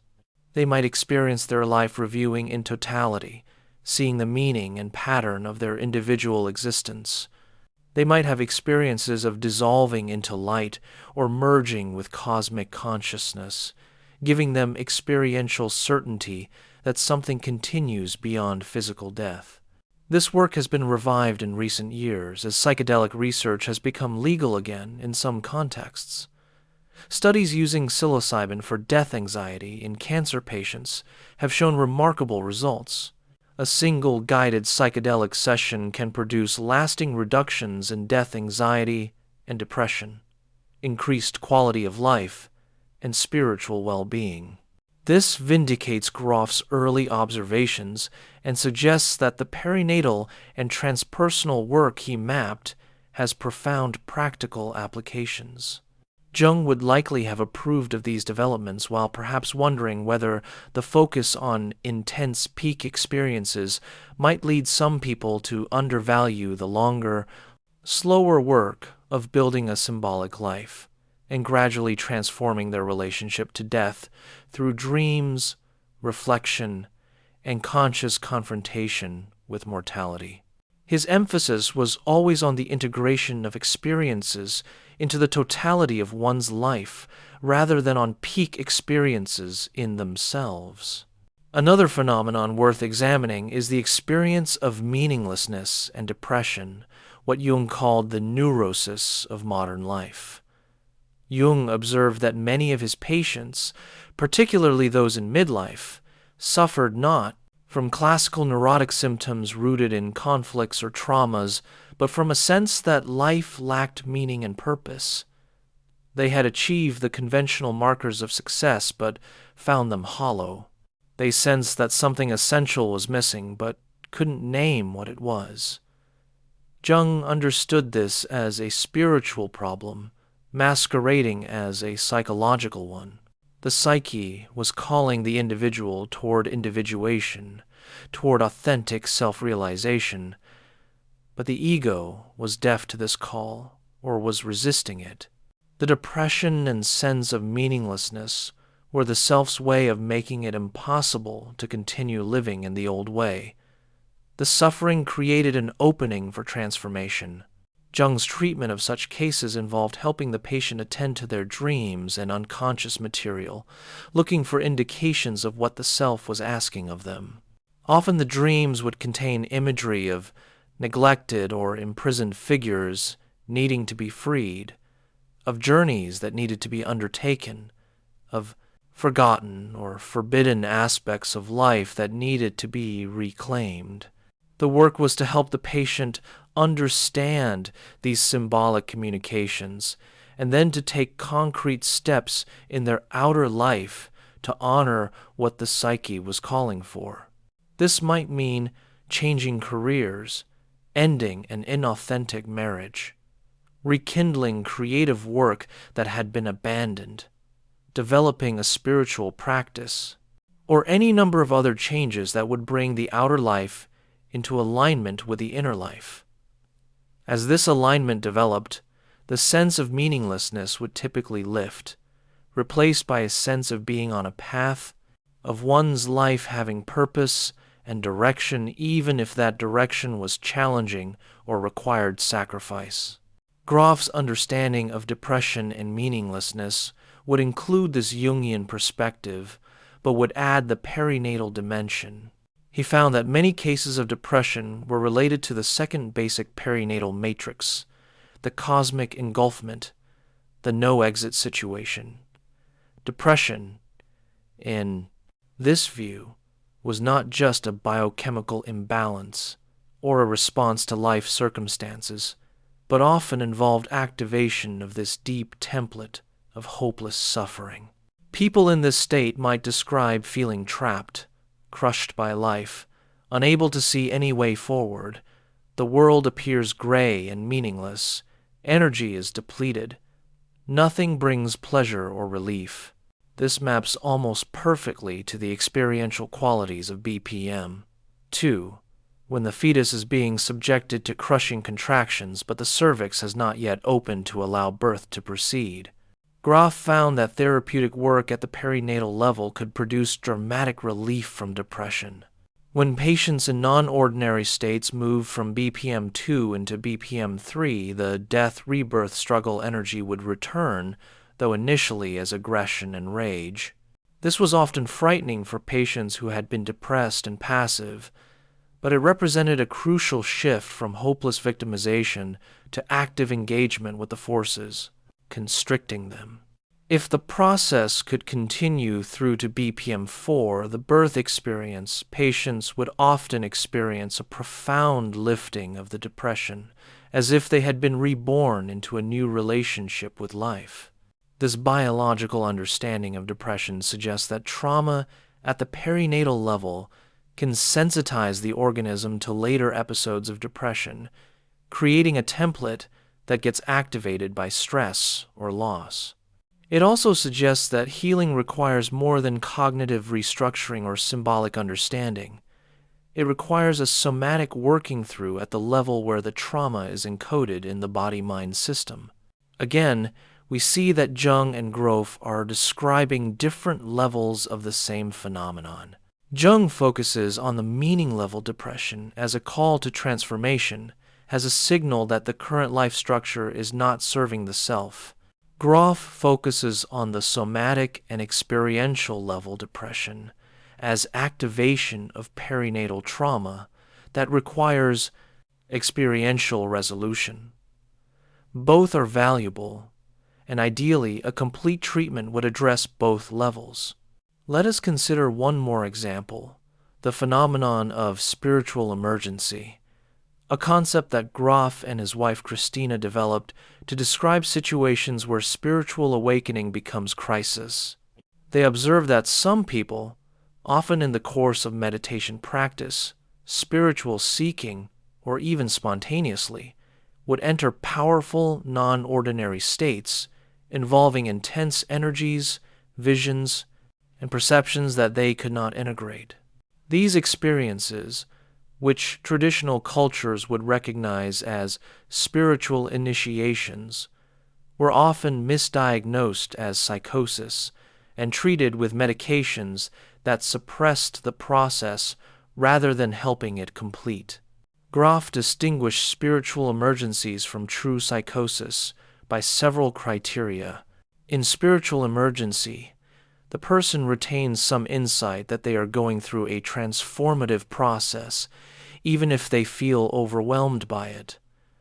There is spiritual or mythological content to the experiences, encounters with divine beings, memories of past lives, energy movements associated with kundalini or chi, visions of death and rebirth, and crucially, if supported properly rather than suppressed, the process tends to resolve in positive transformation, increased well-being, spiritual opening, creative flourishing. The concept of spiritual emergency derives directly from Grof's understanding that consciousness can access transpersonal realms, and that this access, while potentially transformative, can also be destabilizing if it occurs too rapidly or without adequate support and integration. Someone whose ego structure is relatively weak or who has unresolved biographical or perinatal trauma may be overwhelmed by transpersonal openings. The key is to provide supportive care that allows the process to unfold while helping the person stay grounded and maintain basic functioning. Jung would have recognized and appreciated this concept. He himself had what might be called a spiritual emergency during his confrontation with the unconscious, when he was overwhelmed by inner experiences that threatened to fragment his ego. He managed to navigate this crisis through maintaining his outer life, through creative expression of the inner material, and through his own courage and psychological sophistication. But he recognized that others might not be so fortunate. Jung warned about the dangers of inflation, of opening to transpersonal or archetypal contents without adequate ego strength to contain and integrate them. He insisted that the ego had to be strong before it could safely engage with the deeper layers of the psyche. He also recognized that some psychotic episodes involved genuine encounter with archetypal material but without the ego structure to make sense of it. The psychotic is drowning in the collective unconscious, unable to maintain the necessary boundary between ego and unconscious contents. The Jungian approach to such situations would emphasize strengthening the ego, helping the person establish better boundaries, grounding them in concrete reality while also honoring the numinous quality of what they've encountered. Dream work, art therapy, and careful verbal therapy would help the person symbolize and make sense of their experiences without either dismissing them or being overwhelmed by them. Grof's approach would be similar, but with more emphasis on completing the process experientially.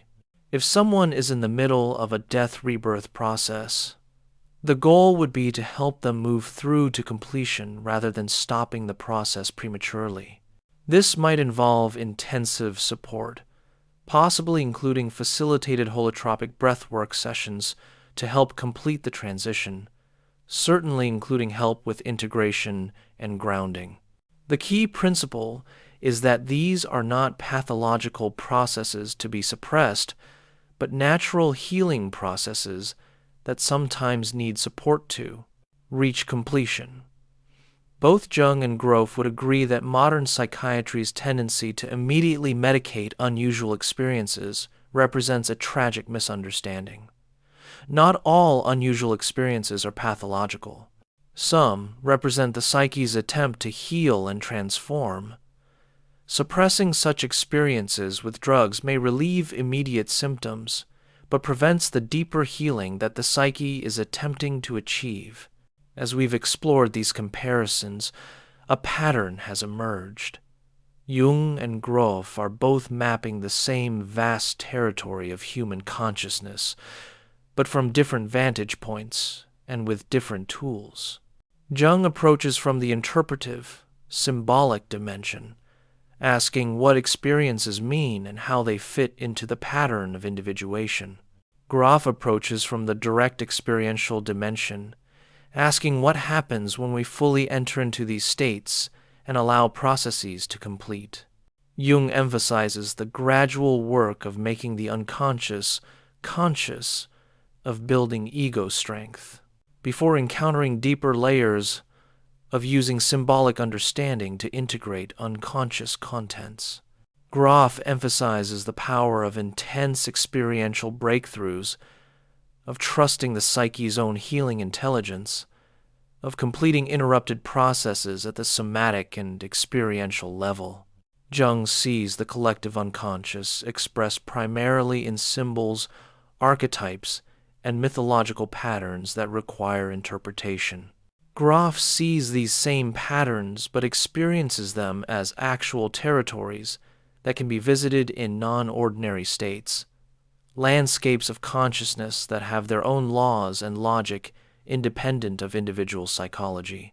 Jung maintains a psychological framework, speaking of psychic realities that may or may not correspond to metaphysical truths. Grof pushes toward a spiritual framework, suggesting that deep experiences reveal the true nature of consciousness and reality. Yet both share fundamental convictions about the psyche. Both trust that there is an intelligence within, a drive toward wholeness and healing that, if given the opportunity, will guide the individual toward their fullest realization. Both see suffering not as meaningless pathology, but as often containing the seeds of transformation. Both recognize dimensions of consciousness far beyond what mainstream psychology acknowledges. Both insist on the primacy of direct experience over abstract theory. Both see modern Western culture as impoverished in its understanding of consciousness and spirituality. Together, their work forms a more complete picture than either offers alone. We might imagine an ideal therapeutic approach that combines Jung's emphasis on symbolic meaning and gradual integration with Grof's emphasis on powerful experiential work and somatic completion. In such an approach, a person would work with dreams, active imagination, and reflective conversation to understand the symbolic dimension of their psychological situation. They would also, at key points in the work, engage in holotropic breathwork or similar practices to experientially move through blocks and complete deep processes. The experiential breakthroughs would provide material for further symbolic work, while the symbolic understanding would provide context and integration for the intense experiences. This kind of synthesis is what transpersonal psychology at its best attempts. It honors the depths Jung revealed, while also incorporating the further explorations that Grof and others have undertaken. It maintains psychological sophistication while also remaining open to genuine spiritual dimensions of human experience. It uses both interpretive and experiential methods, recognizing that different people and different situations call for different approaches. We stand now at the threshold of the final movement of our exploration. We have walked through the worlds that shaped Jung and Grof. We have compared their maps and methods, their understandings and approaches. Now, as the night deepens and sleep draws closer, let us enter into a more reflective, more philosophical contemplation of what their dialogue reveals about consciousness, the human condition, and the eternal questions that have haunted humanity since the first humans looked up at the stars and wondered about their place in the cosmos.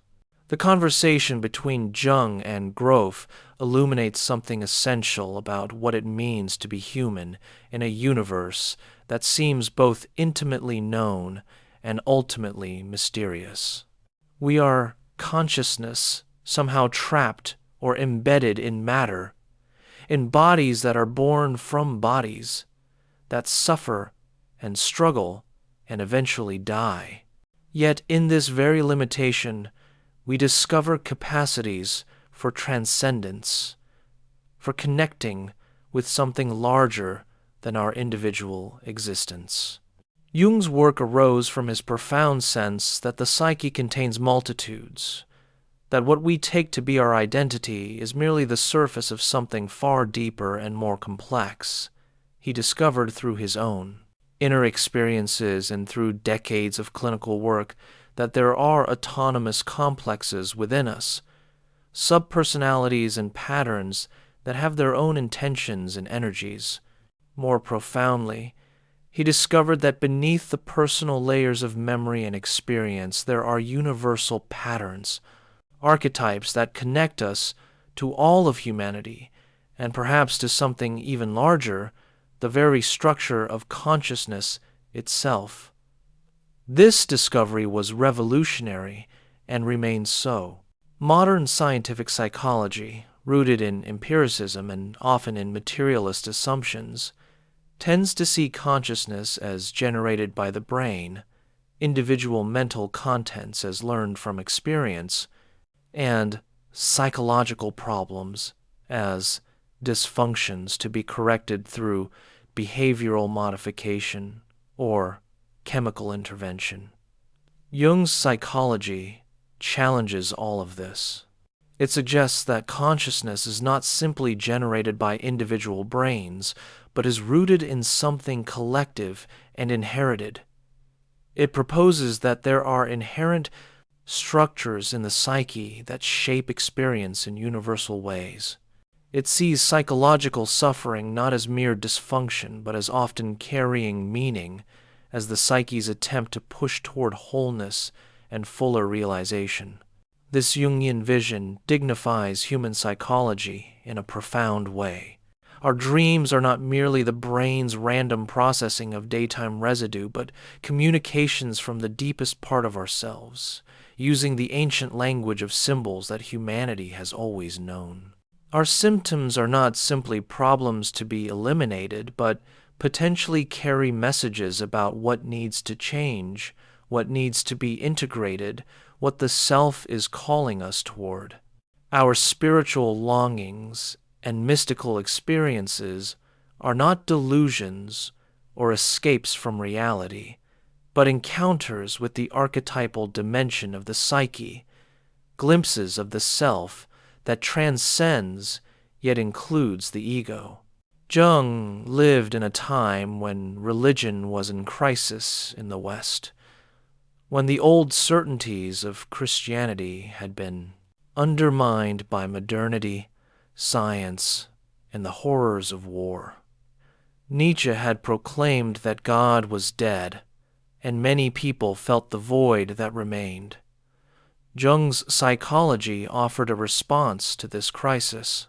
Even if the old religious dogmas could no longer be believed literally, the archetypal realities they pointed to remained. The self, the image of God in the psyche, could still be encountered and related to.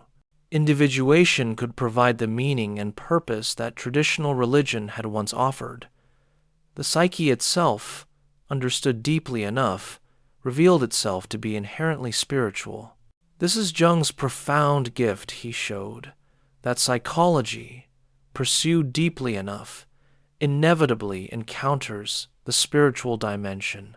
He built a bridge between science and religion, between psychology and spirituality, creating a framework in which experiences that modernity dismissed could be taken seriously and studied carefully. He gave people a language for their inner experiences, a map for the territory of the soul. Yet Jung's work, for all its profundity, had limits that became visible in the light of later exploration. He mapped the collective unconscious primarily through its symbolic expression in dreams and imagination. He described the transcendent function and the individuation process primarily in psychological terms. He remained cautious about metaphysical claims, confining himself to psychological statements about how things appear in experience rather than making claims about ultimate reality. This is where Grof's explorations extended the map. Grof found that consciousness, when freed from its normal constraints through non-ordinary states, reveals dimensions that Jung had only glimpsed. The collective unconscious is not merely a realm of inherited symbolic patterns, but includes actual experiential territories that can be visited and explored. The death-rebirth motif that Jung found everywhere in dreams and myths is rooted in the actual somatic experience of being born, an experience that stamps itself into the deepest layers of the psyche and shapes how we encounter all subsequent experiences of suffering and transformation. More radically, Grof's work suggests that consciousness is not confined within individual brains, but is somehow interconnected, capable of accessing memories and experiences that belong to other times, other beings, perhaps even to the universe itself. The experiences reported in non-ordinary states, past life memories, identification with animals and plants, experiences of consciousness in inorganic matter, cosmic consciousness, encounters with beings of light, cannot easily be fit into a framework that sees consciousness as merely a product of individual brains. This opens profound philosophical questions. If consciousness can genuinely access the experience of being a dolphin or a tree, what does that say about the nature of consciousness? If birth memories can be stored and accessed in such specific detail, what does that say about the body's capacity to encode experience? If people can have accurate memories of historical events they have no normal way of knowing about, does that suggest some kind of collective memory accessible under the right conditions? If mystical experiences of unity and cosmic consciousness are not merely subjective states but genuine insights into the nature of reality, what does that imply about the relationship between individual and universal consciousness? Grof's work pushes us toward what philosophers call idealism, the view that consciousness is primary and matter is derivative or an aspect of consciousness, rather than the other way around. This is the view held by many Eastern philosophies, by mystical traditions across cultures, and by a minority of Western philosophers. It is deeply at odds with the scientific materialism that dominates modern Western thought, which assumes that matter is primary and consciousness is an emergent property of sufficiently complex material systems like brains. Yet Grof's cartography, based on thousands of carefully documented sessions, provides phenomenological evidence for the idealist view. Consciousness in non-ordinary states behaves as if it can detach from the individual body, expand to include other beings in other times, merge with cosmic consciousness. People report these experiences not as fuzzy fantasies, but as more real, more vivid, more significant than ordinary waking consciousness. They return from such experiences transformed, with reduced fear of death, increased compassion, enhanced creativity, and often with knowledge they could not have acquired through normal means. This is not proof, certainly not proof that would satisfy a skeptical scientist, but it is evidence that deserves to be taken seriously. At minimum, it reveals vast territories of human experience that mainstream psychology has largely ignored. At maximum, it suggests that the materialist framework dominates modern thought is radically incomplete, that consciousness is far stranger and more fundamental than we have imagined. What would it mean to take seriously the possibility that Grof's more radical claims are true? It would mean that we are not isolated individuals whose consciousness ends with our death, but are somehow aspects or expressions of a larger consciousness that pervades the universe. It would mean that the sense of separateness, which causes so much suffering and conflict, is in some sense illusory, a necessary feature of embodied existence, but not the deepest truth. It would mean that spiritual practices and experiences that put us in touch with non-ordinary states are not escapes from reality, but gateways to deeper realities, usually hidden from ordinary awareness. This vision is simultaneously terrifying and comforting. Terrifying because it challenges our sense of being autonomous individuals with clear boundaries and private inner worlds. If consciousness is ultimately one, what happens to individuality, to privacy, to the sense of being a unique self? Yet comforting because it suggests we are not as alone as we sometimes feel, that we are held within a larger consciousness, that death is not the end but a transition, that the suffering and confusion of individual existence is held within a larger pattern that is meaningful and ultimately benign. Jung touched this vision but pulled back from its radical implications. He spoke of the collective unconscious connecting all humans, of the self as the God image in the psyche, of synchronicity suggesting meaningful connections between psyche and world that transcend ordinary causality. But he maintained the framework of individual psychology, of the separate person undergoing individuation, of consciousness as human, even if rooted in collective patterns. Grof pushed through to the other side, suggesting that individual consciousness is like a whirlpool in the ocean, appearing separate, but actually just a temporary pattern in the larger whole. Individuation, in this expanded view, is not just the psychological development of the individual, but the process by which consciousness recognizes its own nature through the apparently separate individual. The goal is not just psychological wholeness, but mystical awakening, the recognition that one's true identity is not the separate ego, but consciousness itself, unlimited and eternal.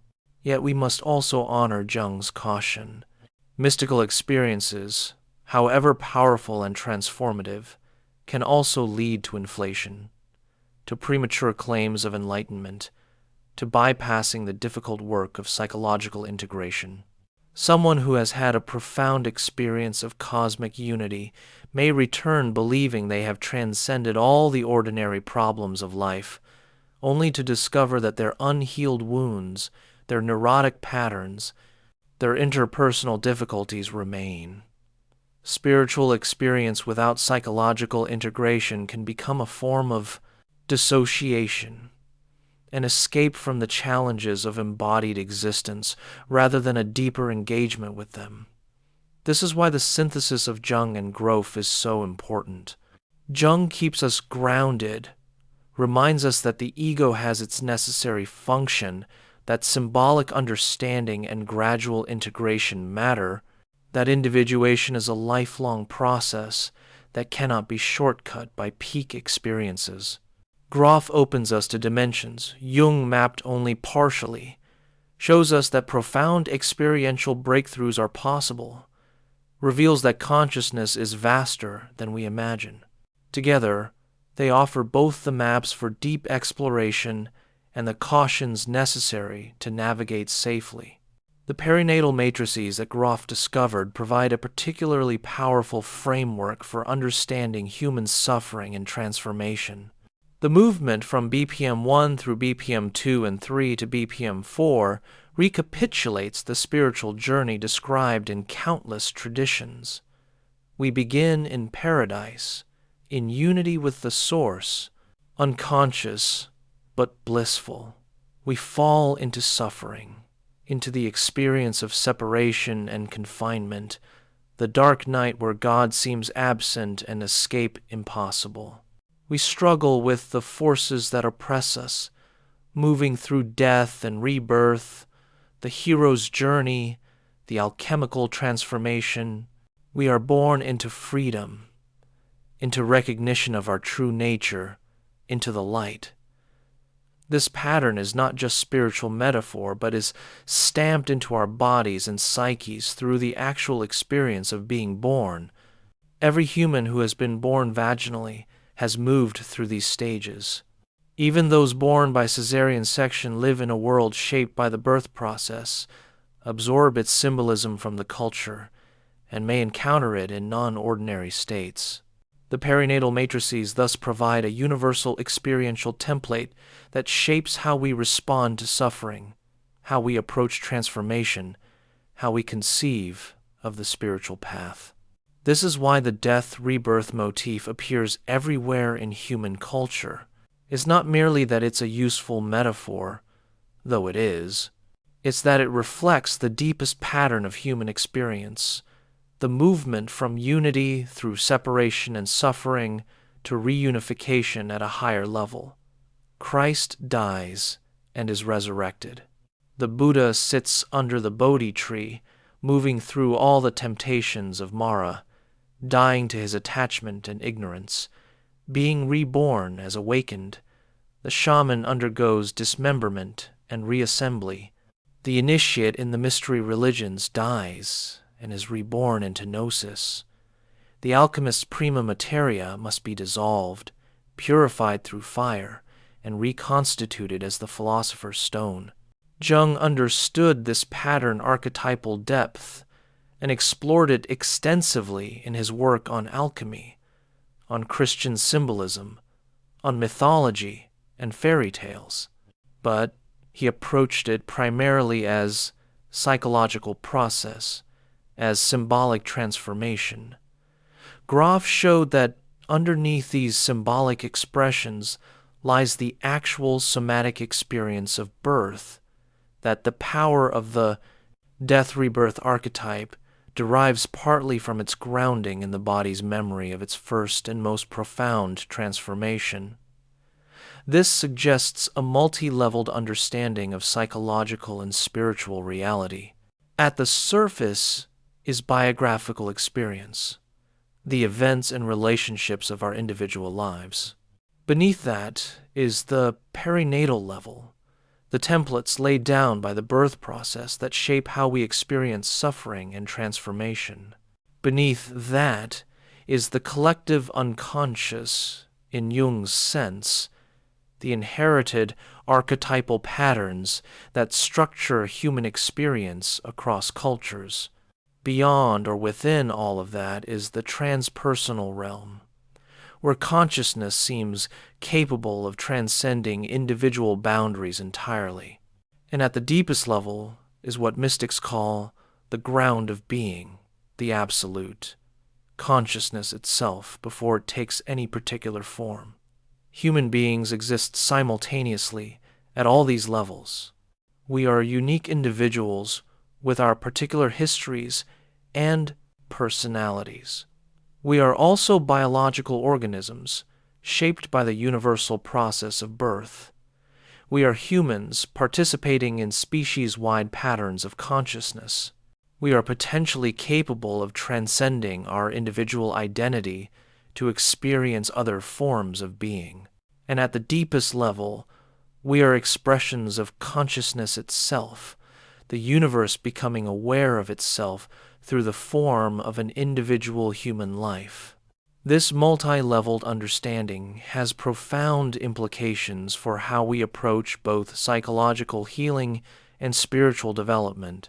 Healing at the biographical level involves working through personal traumas and conflicts, understanding family dynamics, addressing maladaptive patterns learned in childhood. This is the domain of traditional psychotherapy, and it is important work. But for many people, biographical work alone is not sufficient. They also need to address the deeper perinatal level to complete the birth process psychologically, to move through the death-rebirth transition that liberates energy and opens spiritual dimensions. Similarly, spiritual practice that focuses only on the transpersonal while ignoring biographical and perinatal wounds may produce temporary states of expanded awareness, but fail to create lasting transformation. The unhealed trauma, the incomplete perinatal process, the unintegrated biographical complexes will eventually reassert themselves, pulling consciousness back into familiar patterns of suffering. This is why the most complete approaches to human transformation integrate work at all levels. Biographical work to heal personal traumas, perinatal work to complete the birth process and access the death-rebirth transition, archetypal work to understand and integrate the universal patterns active in one's psyche, transpersonal practices to open awareness to dimensions beyond the individual ego, and all of this held within a philosophical framework that recognizes consciousness as primary, that takes seriously both the individual and the universal dimensions of being. Both Jung and Grof devoted their lives to developing maps and methods for this multi-leveled work. Jung gave us tools for understanding and integrating the personal and archetypal dimensions. Grof gave us tools for accessing and working through the perinatal and transpersonal dimensions. Together, their work provides an extraordinarily rich resource for anyone committed to deep self-understanding and transformation. Yet, even their combined work leaves us with profound mysteries. What is consciousness really? How does it relate to matter, to the brain, to the body? What happens after death? Are past life memories real or symbolic? Does cosmic consciousness actually exist, or is it a powerful subjective state produced by certain brain conditions? How does individual consciousness relate to universal consciousness? What is the relationship between psychological truth and metaphysical truth? These are not questions that can be definitively answered by psychology or science as currently practiced.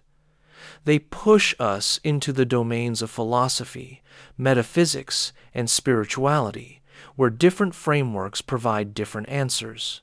What we can say is that both Jung and Grof, through decades of careful observation and courageous exploration, revealed that consciousness is far vaster and more mysterious than conventional understanding acknowledges. They showed that there are vast territories of inner experience that can be explored systematically, that this exploration produces real transformations in people's lives, and that the maps they created can guide others who wish to undertake similar journeys.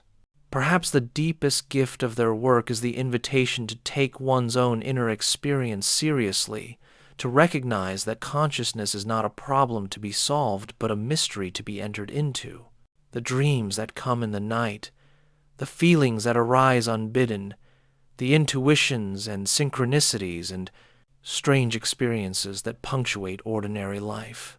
These are not merely subjective epiphenomena, but are communications from deeper layers of being, invitations to a richer and more meaningful existence.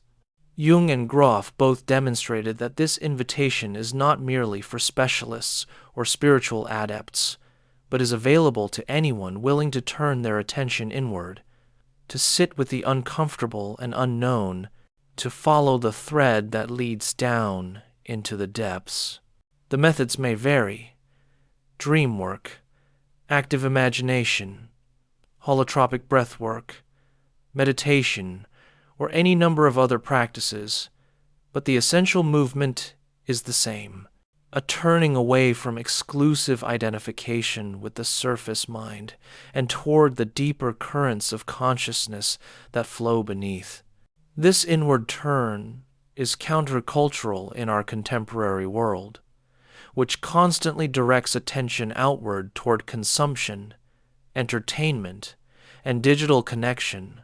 The pace of modern life, the noise and stimulation, the constant demands on attention, all of this makes it difficult to find the quiet necessary for deep inner work. Yet perhaps this is why such work is more essential than ever. The outer solutions to human problems, technological, political, economic, are important but ultimately insufficient. Until we address the inner dimension, the unconscious patterns and unhealed wounds and undeveloped potentials that drive so much of human behavior, we will continue to recreate the same conflicts and suffering at larger scales. Both Jung and Grof understood that social transformation requires individual transformation, that a healthier world requires individuals who have done the work of facing their shadows, integrating their complexes, completing their perinatal processes, opening to transpersonal dimensions. This is not selfish navel-gazing, but is actually the most profound contribution one can make to the collective. An individuated person, someone who has faced their darkness and integrated it, who has moved beyond ego-centeredness to serve something larger, who has touched transpersonal dimensions and returned with expanded compassion and wisdom. Such a person naturally becomes a force for healing in the world. This is the vision that emerges from the synthesis of Jung and Grof's work, that human beings are called to a grand adventure of consciousness, a journey from surface to depths, from separation to unity, from unconsciousness to full awareness. The journey passes through dark valleys, the shadow, the perinatal suffering, the death of the ego, but these are not obstacles but necessary passages. On the other side awaits something precious: authentic selfhood, deep peace, transpersonal awareness, the recognition of one's place in the larger pattern. As we drift towards sleep tonight, we might hold this vision lightly in our awareness. We are not merely these small, separate selves worried about tomorrow's tasks and yesterday's regrets. We are depths within depths, mysteries wrapped in mysteries, consciousness looking at itself through this particular form. The dreams that will come as sleep deepens are not random firings of neurons, but messages from those depths, couriers bringing news from the collective unconscious, from the self, perhaps from dimensions even beyond. Jung and Grof spent their lives learning to read these messages, to decode the symbols, to navigate the territories they revealed. They mapped regions that most people never visit in waking life, but that everyone touches in dreams, in crises, in moments when the ordinary structure of consciousness cracks open and something else shines through. They showed that these territories are not chaotic, but are ordered by their own deep logic, that they contain both dangers and treasures, that they can be explored with proper preparation and guidance. Their maps are not identical, but neither are they contradictory. They are complementary views of the same vast landscape, drawn from different perspectives and emphasizing different features. Jung's map shows the symbolic trails, the archetypal landmarks, the slow path of individuation winding through dreams and imagination. Grof's map shows the rapid transit routes through non-ordinary states, the perinatal mountains that must be crossed, the transpersonal territories that extend beyond what Jung had charted. A traveler in these inner lands would do well to carry both maps, to know both the symbolic language Jung taught and the experiential methodology Grof developed. There are times when patient dream work and active imagination are what's needed, when the slow path of symbolic understanding is exactly right. There are other times when a more intensive breakthrough is necessary, when the impasse can only be resolved by moving through it at full intensity in a non-ordinary state. Wisdom lies in knowing which approach serves best at which time, in being willing to use different tools for different situations. It lies in maintaining both the courage to dive deep into powerful experiences and the discipline to integrate those experiences into ordinary life. It lies in honoring both the symbolic and the somatic, both the gradual and the sudden, both the psychological and the spiritual. The conversation between Jung and Grof continues even now, decades after Jung's death and as Grof enters the late autumn of his life. It continues in the work of those who have studied with them, in the evolution of transpersonal psychology, in the revival of psychedelic research, in the ongoing efforts to understand and facilitate human transformation. It continues in everyone who takes seriously the inner life, who attends to dreams, who explores non-ordinary states, who asks the deep questions about consciousness and meaning and the nature of reality. And it continues in you, listening to these words in the darkness, drifting between waking and sleeping, holding these ideas lightly as your consciousness begins its nightly journey into dreams.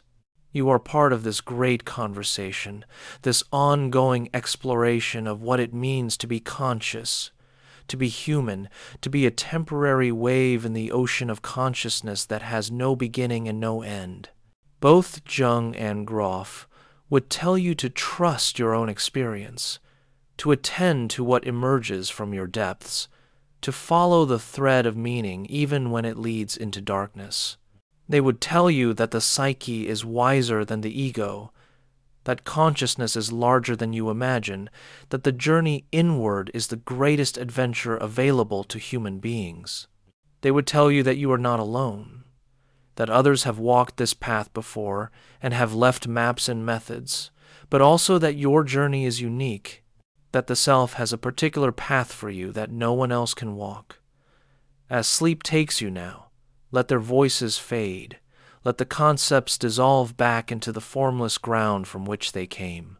What remains is simply this: consciousness aware of itself, the great mystery looking through your eyes, the eternal present expressing itself as this moment of transition between waking and sleeping.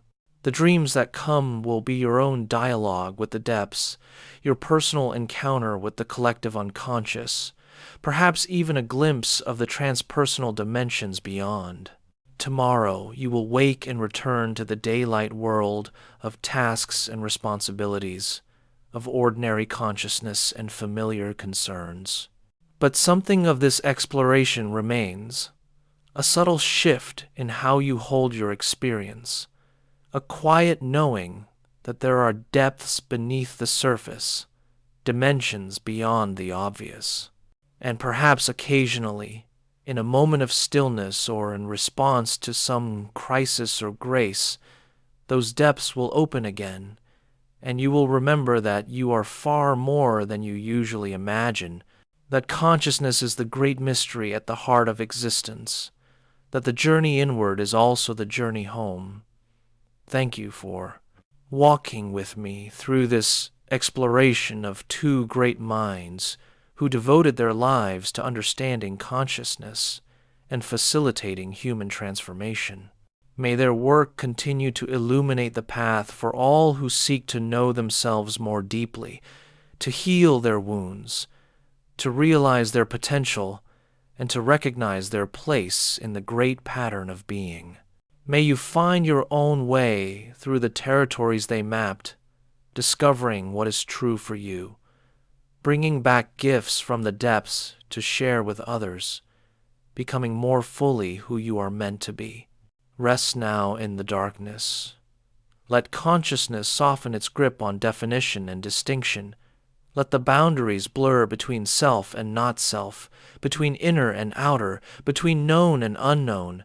The ocean of consciousness holds you as it has always held you, as it holds all beings. You are a wave rising and falling, appearing and disappearing, yet never separate from the water that forms you. Sleep well, dream deep, and may you wake, refreshed and ready to continue the great work of becoming conscious. This has been our meditation on Jung and Grof, on depth and transformation, on the many levels of consciousness and the possibility of their integration. The conversation continues in the silence now, in the space between thoughts, in the breathing that carries you deeper into rest. Everything that needed to be said has been spoken, and everything that cannot be said remains as the mystery that surrounds all speaking. Good night, fellow traveler in the realms of consciousness. Until we meet again in future explorations, may the psyche guide you safely through all your journeys, outer and inner, waking and sleeping, manifest and mysterious.